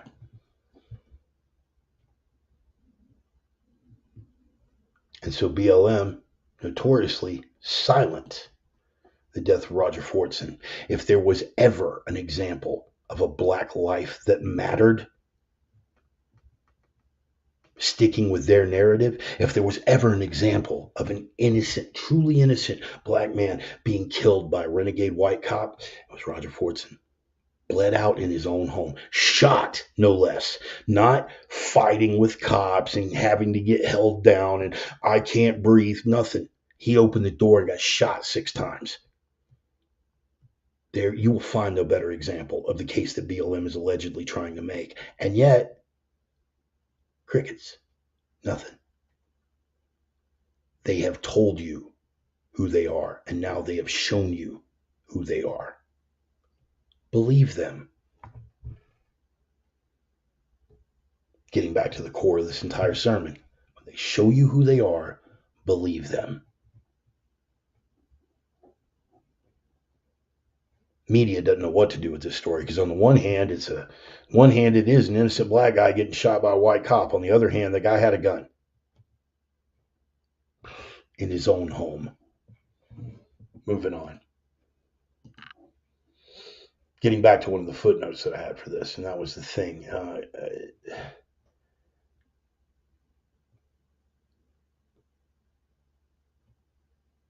That's looking at George Floyd and saying, my God, that could have been me.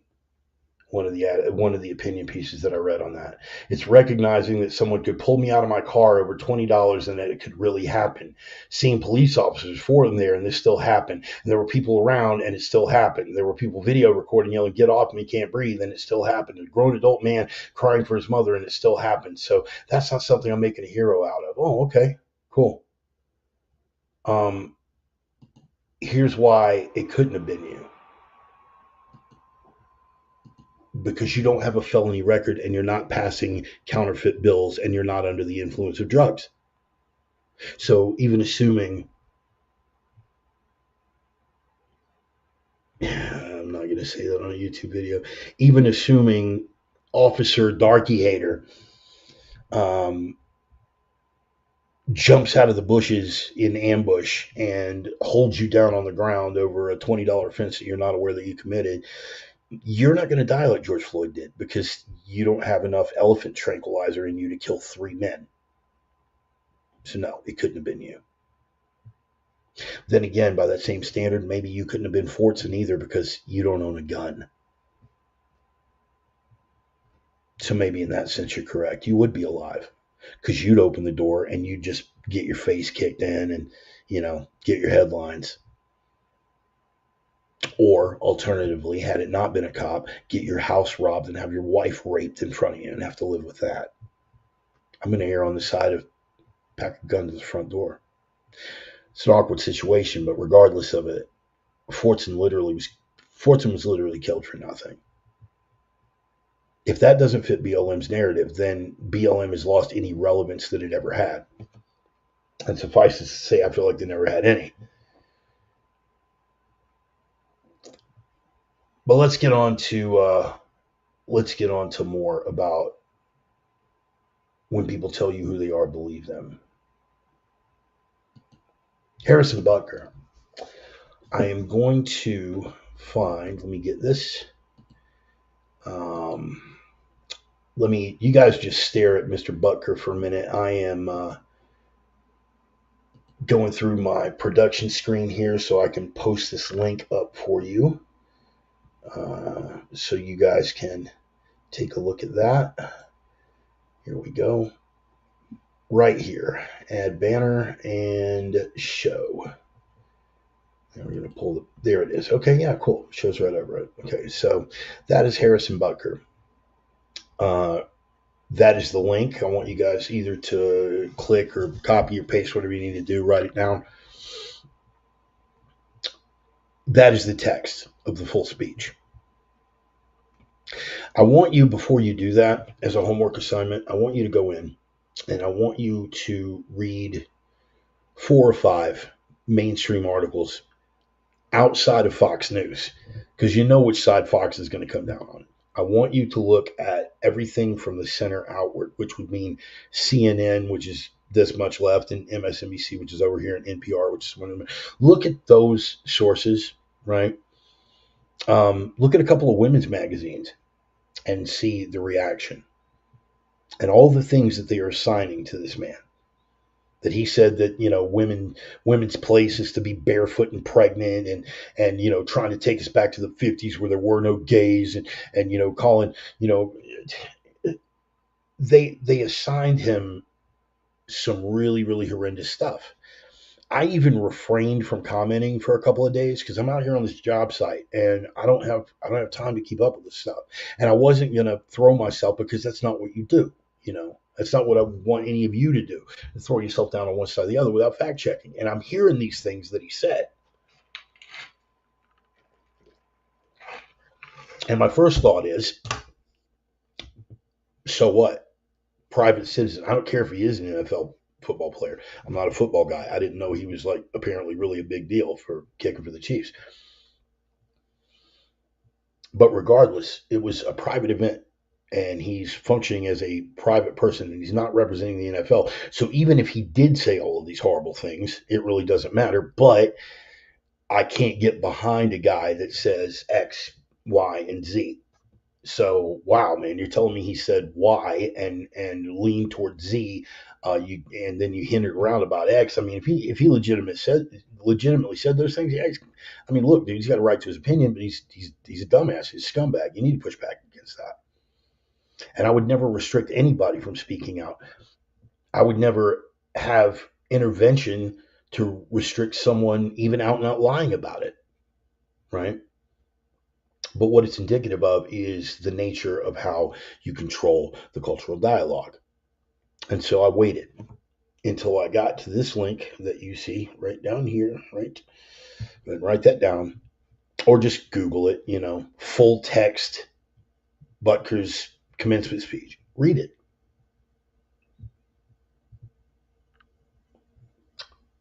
Even the most left leaning person on this feed right now, of all the people, and I'm not going to call them out. Notice how I didn't even use a pronoun. It could be a man, it could be a woman, it could be anybody who is the most left leaning person in the chat over here right now.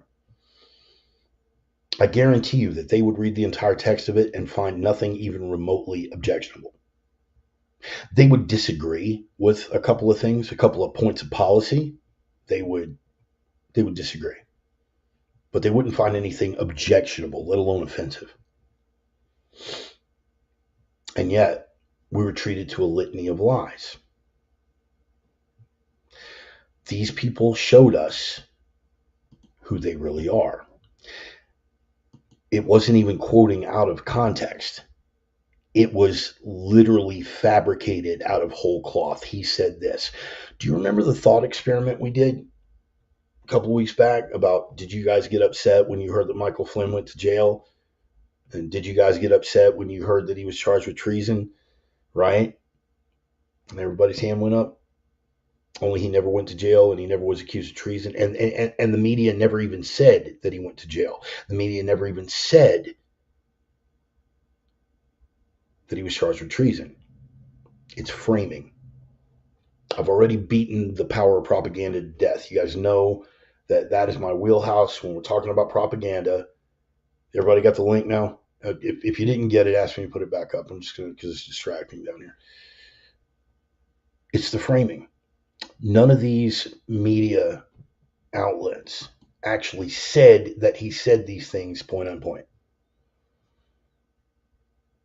They just stated that, here's some creative phrasing for you. Butker's comments suggest that regardless of a woman's academic credentials, where she belongs is in the kitchen barefoot and pregnant. Now, did they quote him as saying that?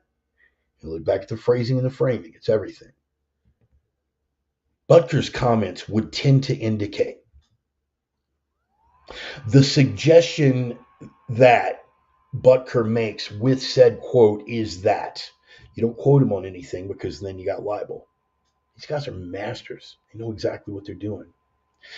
But here's the larger point. He's a Catholic giving a commencement speech to a room full of Catholics at a Catholic institution.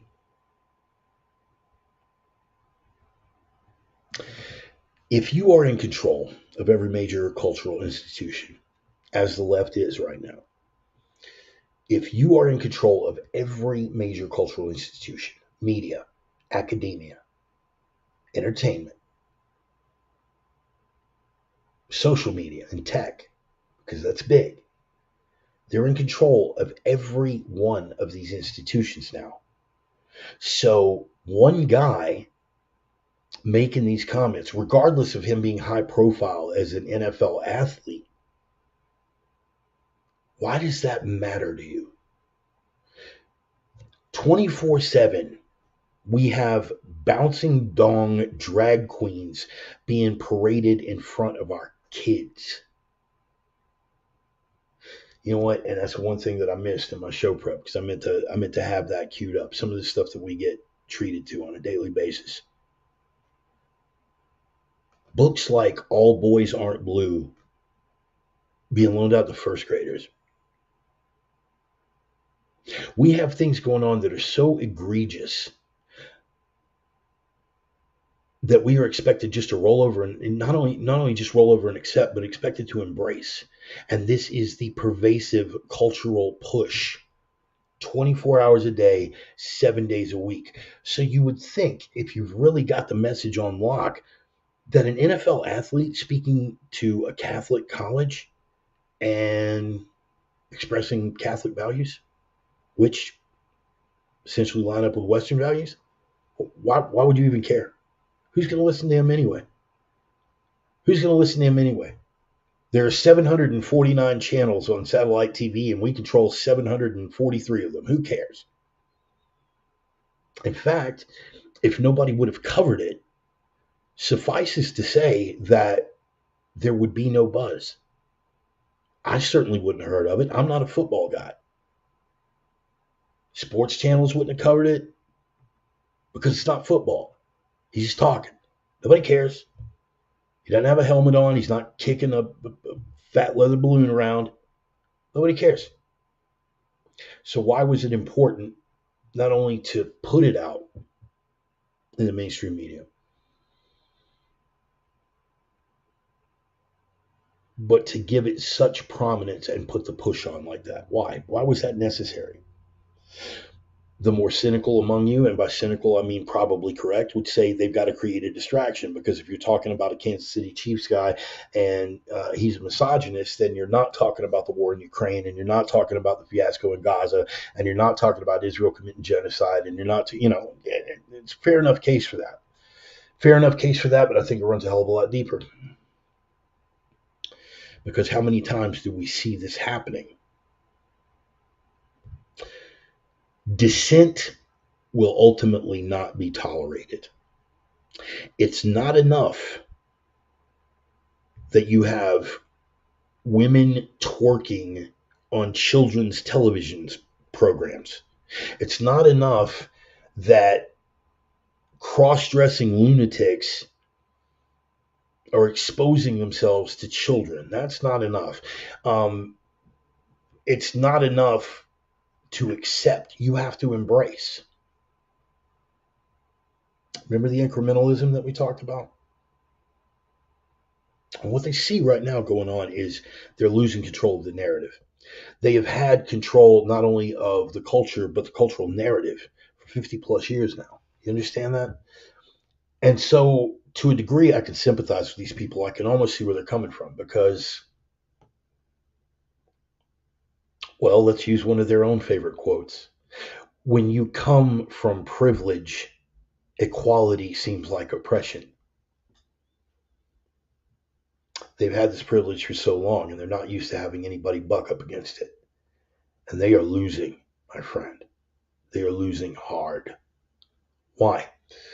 Because we're getting to see in real time what the end result of these supposedly benevolent policies are doing. You can take one walk through any big city in the state of California and tell me how that leftist political stuff has worked out. We're going to tax the hell out of everyone. We're going to give away free stuff to every degenerate. We're going to not only accept, but embrace and support and enable degeneracy. And then as soon as our city starts to fall apart and we can't walk down the sidewalk without a footful of human feces and dirty needles, then we're just going to move somewhere else and repeat. We're getting to see in real time what a failure every single one of those policies has been. We get to see the decay within the Black community with every social program that had its origins under LBJ's Great Society and everything that's come from the maw of the left since then. They are seeing the end result. They are figuring out that, yes, we do need fathers in the home. What's that got to do with Butker? Because in part of that speech, there was much made of all these horrible misogynistic things that he said. They didn't make one mention of the fact that he was calling out men, except to say that he was calling out men in the wrong way, telling them to stay and be proper fathers, to be the moral head of household.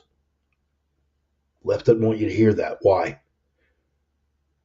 Same thing about the distinction between Fortson and George Floyd. You start creating a nation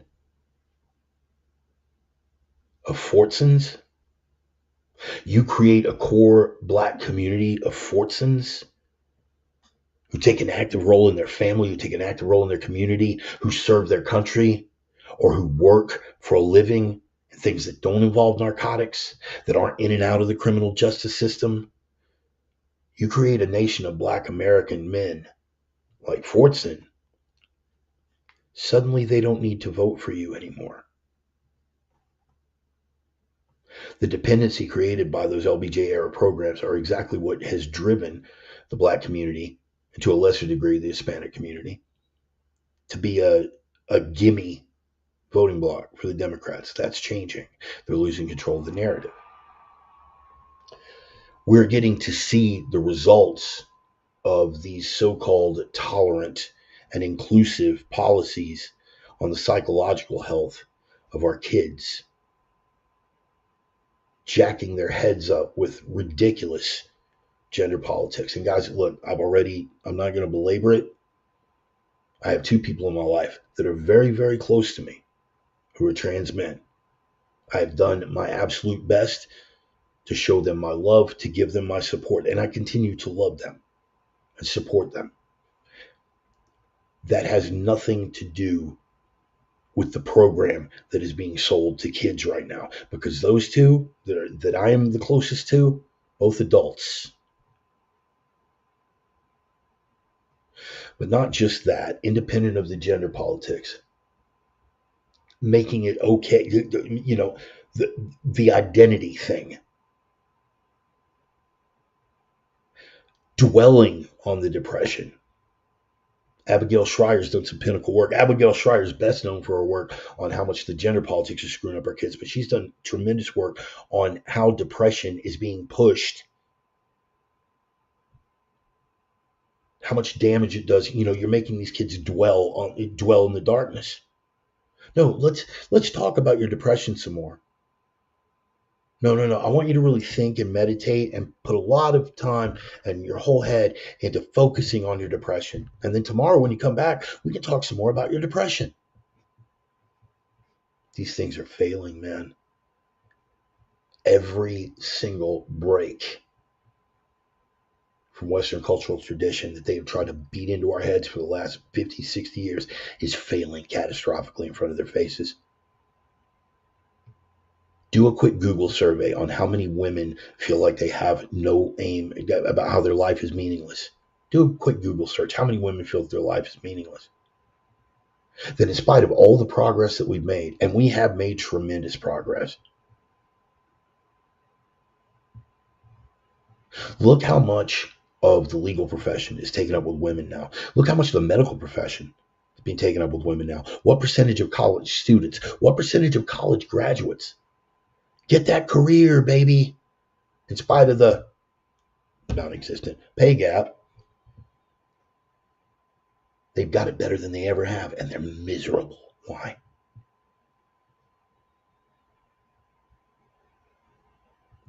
If you are a career woman and you really find happiness in that, God bless you, man. Get out there, put on that pantsuit, and work that ass off, sweetheart. Make that bag, as the kids say.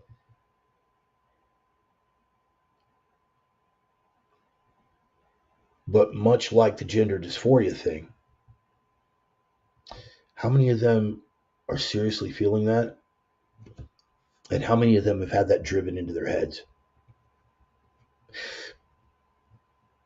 How many of these kids would have already been over their depression were it not for the fact that they're being told to constantly focus on their depression? How many women are career women because they set out wanting to be career women? And how many would have preferred to be stay-at-home mothers if they'd had the option, but they didn't want to be thought of as not part of the feminism clique? Come to your own conclusions on that. But the statistics speak loudly and unequivocally that in spite of all these things that they've obtained, and they are many, and they are not insignificant, they're more miserable than they've ever been.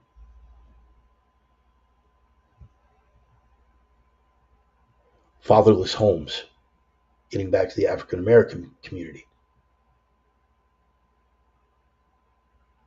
We have seen the damage now. We've had 2 full generations to look at the damage of what's going on. Getting back to the feminism thing. We don't need no man. Your sons do.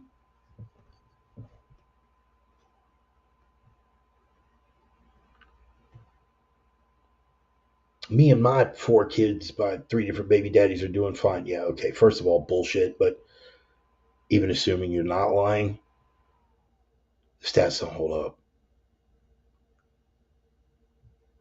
Generation of men raised by women, as Chuck Palahniuk lamented in Fight Club. A little discussion, Tyler.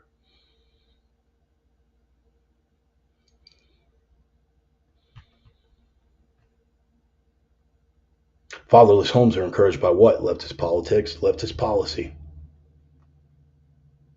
Dependency on government is at an all-time high. What is that influenced by? Push for government power and leftist policy. It's failing catastrophically. And they no longer control the narrative. Because once upon a time, you could guilt somebody into shutting up with the word racist. And now that doesn't matter.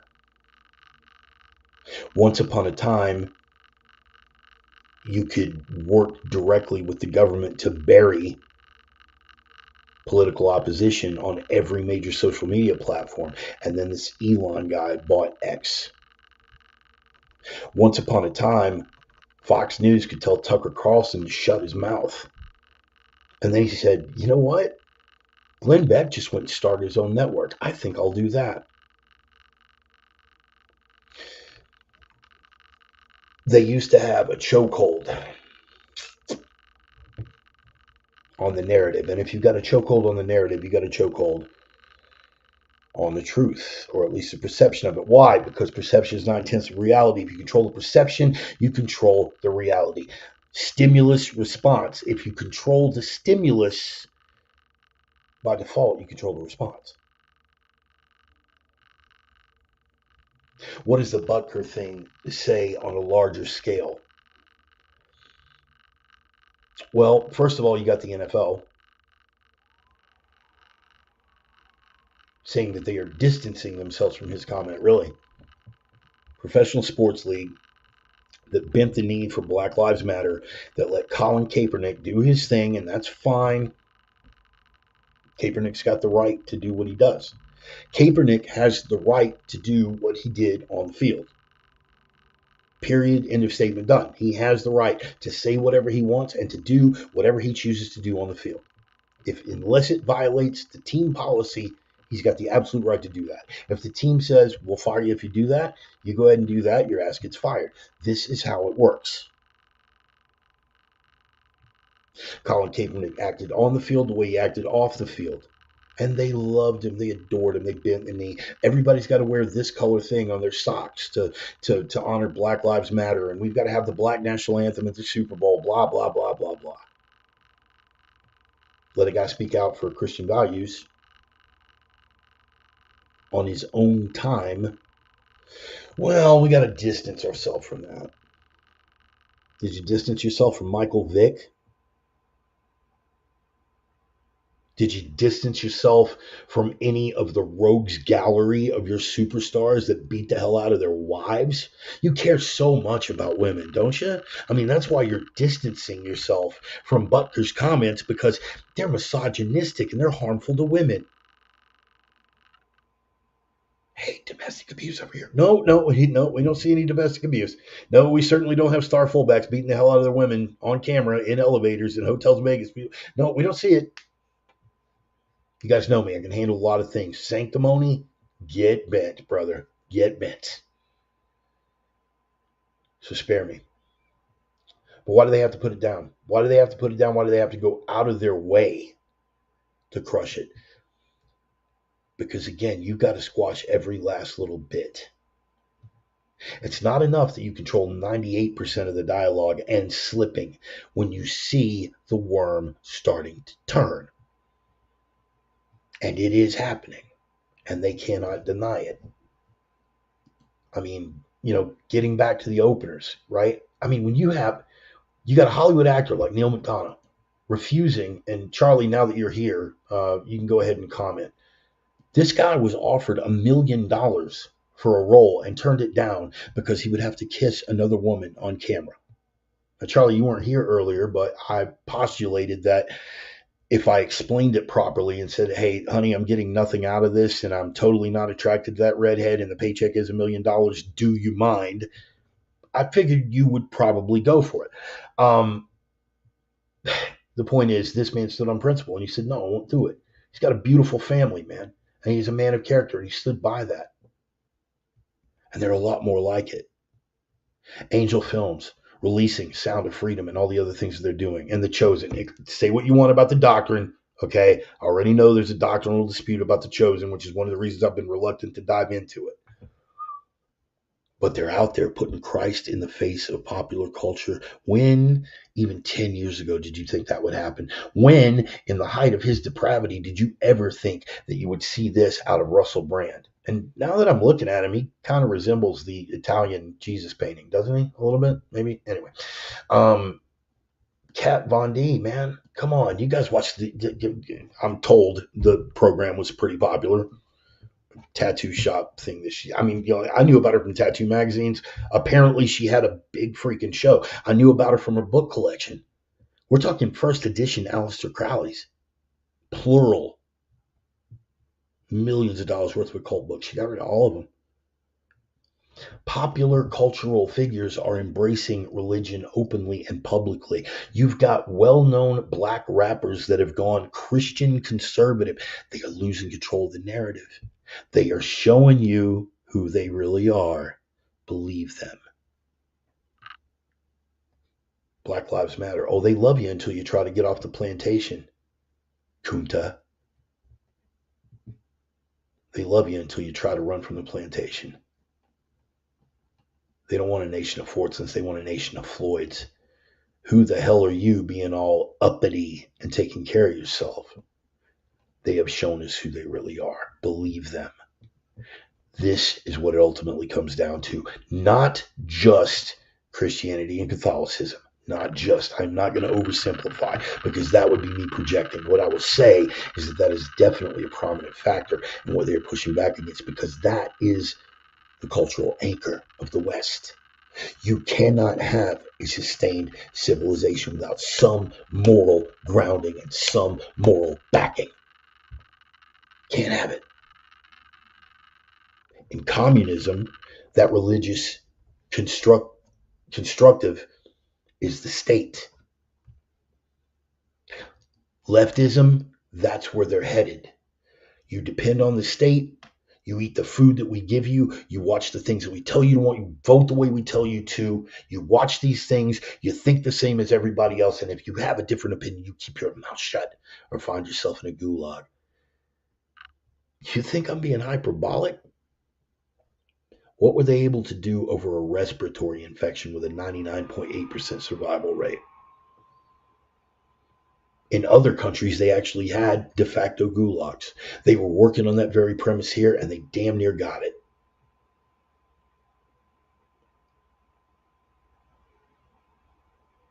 But I'm going to fall back on what I said. Ultimately, people are suckers for the truth, and the truth came out, and the truth continues to come out. Guess what? Here are some things that we can just spit out. ODP, right? You down with ODP? Objectively, demonstrably, provably. ODP. The measure of any fact. Is it objectively factual, demonstrably factual, and provably factual? Are you being objective in your analysis? Can you demonstrate that it is a factual statement? And can you prove that it is factual? Here's some things we can spit with confidence. The nuclear family is the fundamental building block of any civilization, particularly the West. ODP, baby. You down with ODP? Yeah, you know me. That culturally, there has been a shift towards those values and towards the family. And the Christianity and Catholicism that once anchored Western civilization. White European blood, Roman Catholicism, Christianity, Those were the spiritual anchors, and it worked for centuries. Rising tide lifted all boats, ODP. We stepped away from that path, violently and abhorrently so, for decades. And it has been an utter catastrophe by any standard of measure. ODP. We are getting to see in real time. We don't have to speculate about what's going to happen in the future if we can continue to pursue these policies. We're getting to watch it happen in real time in every leftist enclave in the country. Every major city, every major blue city. We can watch it happen in real time. It ends catastrophically without exception. ODP. And as a result of that, thinking people with anything left, and it doesn't matter. You can be a liberal, you could be an atheist. People with any sort of moral compass and two brain cells up to rub together can look. What was their final order? What was the party's final order? We remember, right? Party told you to reject all evidence of your eyes and ears. It was their final, most essential command. Who's doubling down on that right now? Ignore the evidence of your own eyes and ears. Pay no attention to the man behind the curtain. All that human feces and dirty needles, it's all props. No, man, it's right-wing talking points. Collapsing economy? Oh, no, you're not really paying twice what you were paying for gasoline. Eggs aren't twice the price that they were 3 years ago. No. The economy's doing fine. Ignore the evidence of your own eyes and ears.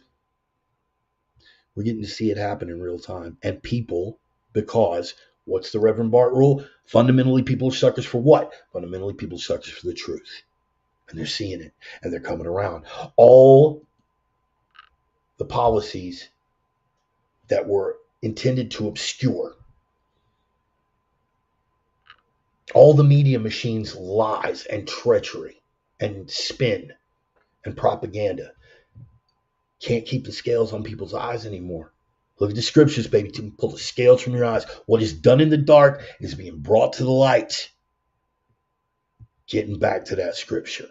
And the cultural revival, for lack of a better word. You don't want to call it a revolution? Fine. Let's go with revival for now. The revival. Because people are seeing the alternative. They're getting to see the end results in real time. And they're like, whoa. Thank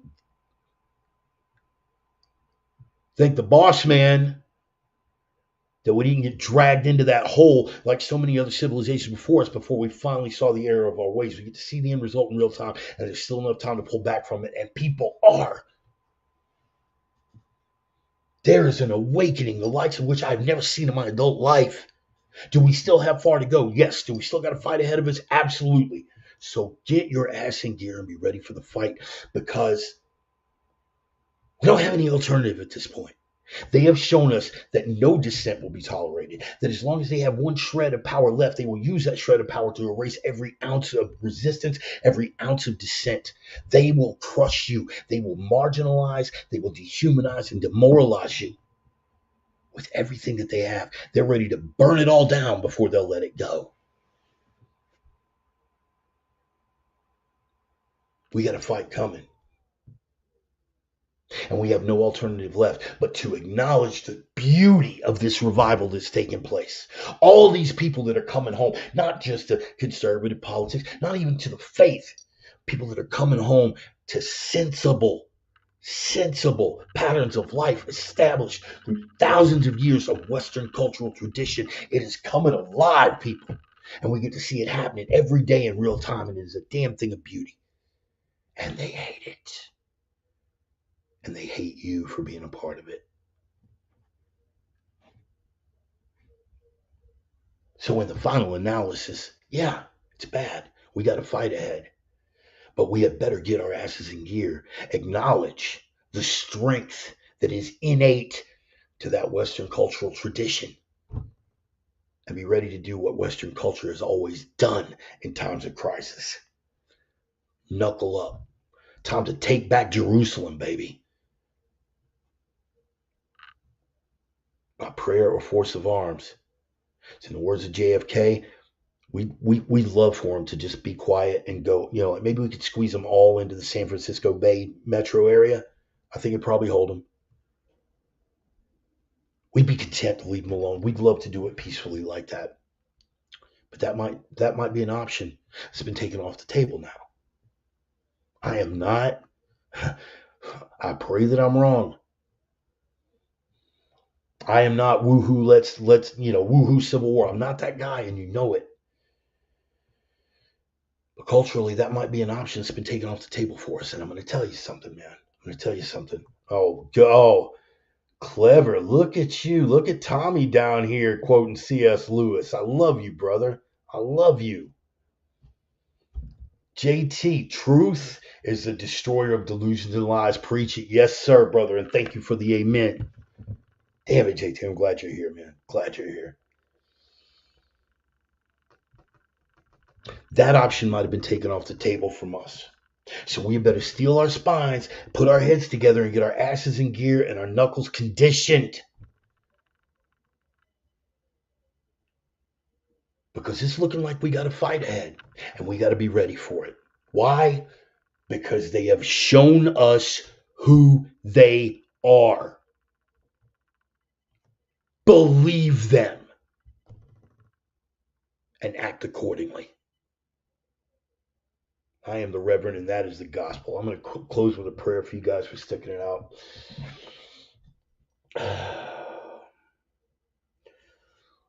Lord God, I'll come before you as always, asking for clarity and discernment above all. We're just swimming in lies and deception. And deception is a product of the deceiver, and the deceiver is at work. And his minions are working overtime. Even people who walked in the light, Lord. It's in the scripture. Many will be deceived, except for the elect. Many will be deceived. That if it were possible, even the elect would be deceived. But we see it happening, Lord. We see it happening on a cultural level. Yes, we've got trepidations about it. Yes, we're upset. Yes, we've got our concerns. We've got our apprehensions, man. Because who wants willingly to walk into an act of violence? But I'll say again, like I said before, omnia ad regnum, everything for the kingdom, Lord. Virus ad regnum, strength for the kingdom, Lord. And we ask for that strength. Because part of walking in the light of truth is being ready to defend that truth when they attempt to bury you in the lies. We know from whence the deception comes. Right there in the scripture, you are a liar and the father of it.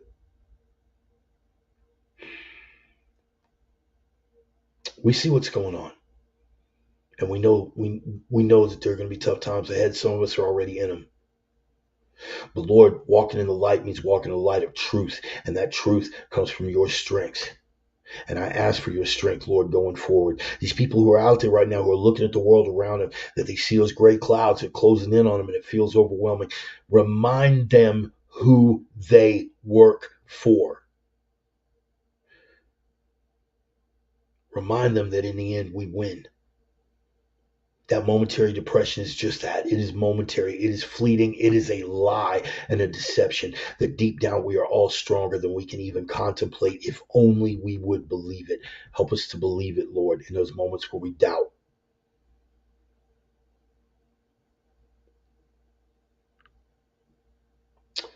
And another prayer for Ryan's brother Kevin. Guide the eyes and the mind and the hands of those doctors that are working on him. I pray for complete healing for Kevin, for his wife, and for the one gentleman who I was able to speak to. Lord, you know my heart. You know who. Thank you for putting him in my path. Thank you for all the great men that you have put in my path that have changed my life so dramatically, that have improved me as a person as a result of that, that brought me back to the cross and have helped me in my walk with you ever since my return. Help me continue to walk in that truth and that clarity with the strength that you have given me.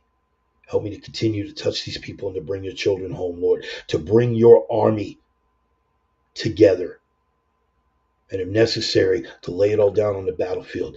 Omnia ad regnum. Everything for the kingdom, Lord. Everything for the kingdom. I pray these things in the name of the risen Christ whom I ever serve. Amen. I love y'all.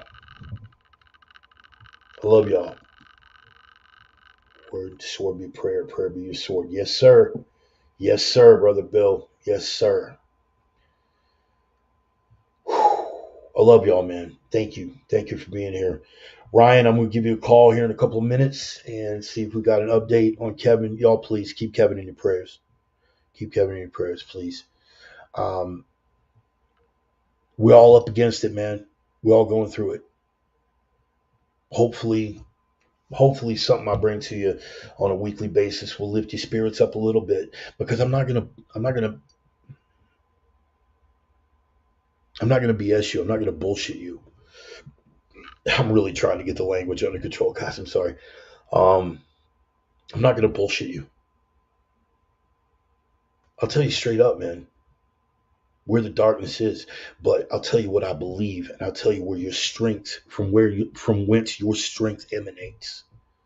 I will tell you how much strength there is to be found in the truth. Whether that means scripture. You've heard me say that before, man. If I can bring people to walk in the truth of Christ, if I can lead people to the truth of Christ, beautiful. If I can lead them through Christ just to the truth, I'm okay with that too. It's still a win. Face up to your own demons, man. Because if you can't keep hold of yourself, you're not going to be any good to anybody else, particularly in the fight we got coming. So focus on that. Light's out there, people. The light is out there.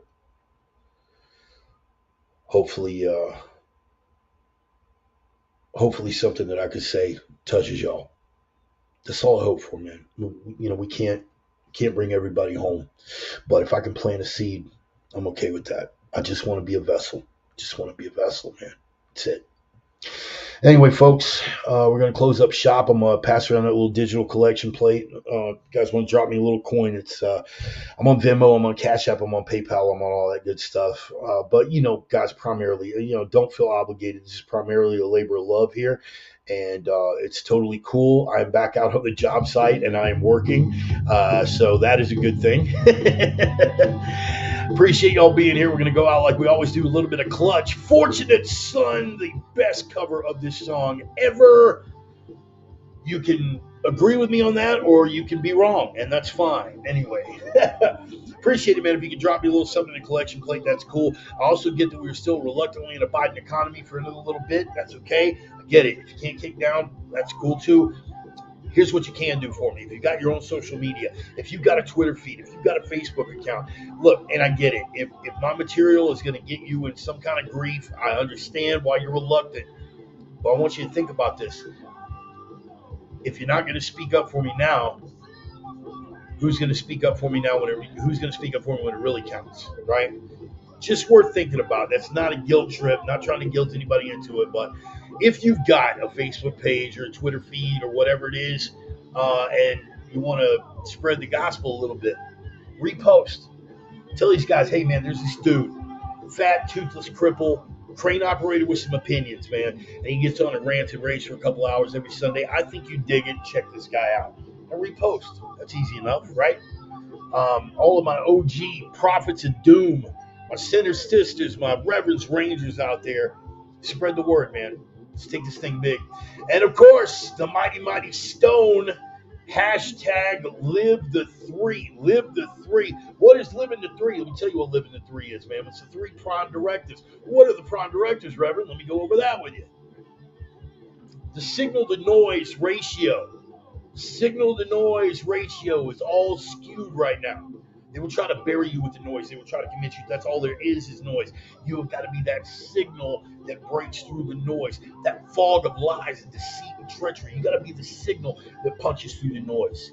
They'll try to bury you with the darkness, try to convince you that there is nothing but darkness, that you're drowning in the darkness. They will try to demoralize you, dehumanize you, emasculate you with the darkness. You have got to be that light that breaks through the darkness, which leads us to our third and the iron rule. You have got to be strength in a world full of weakness. And I don't mean just this kind of strength in here. It's got to be from here, and even from here, people. You got to be that strength. Why? Strength is the iron rule, because without the strength, nothing else matters. If you don't have strength, you're not going to be able to carry that light through the darkness. If you don't have strength, you're not going to be able to punch that signal through the noise. You're not going to have the drive. You're not going to have the tenacity. You're not going to have that oomph to get it over the goalpost, man. So strength above all. And when you pray, pray for that strength. Strength, clarity, and discernment always. The clarity and discernment is so you can spot the lies and steer your way around them. The strength is so you can blast right through the ones that you can't work around. We got tough times ahead, people. But I got a spoiler alert. I read the book. We win. I take a lot of strength in that. I take a lot of strength in you guys, man. I appreciate y'all being here Sunday after Sunday, so I don't feel like so much a lone voice in the wilderness. Although in that John the Baptist sense, it's not exactly a bad thing. I love y'all, man. Thank you so much. Appreciate you. God bless you all. Look out for yourselves. Look out for each other. I'll see you here next Sunday. I am the Reverend. That is the gospel. Thank y'all, man, so much. Love y'all, man. Take care.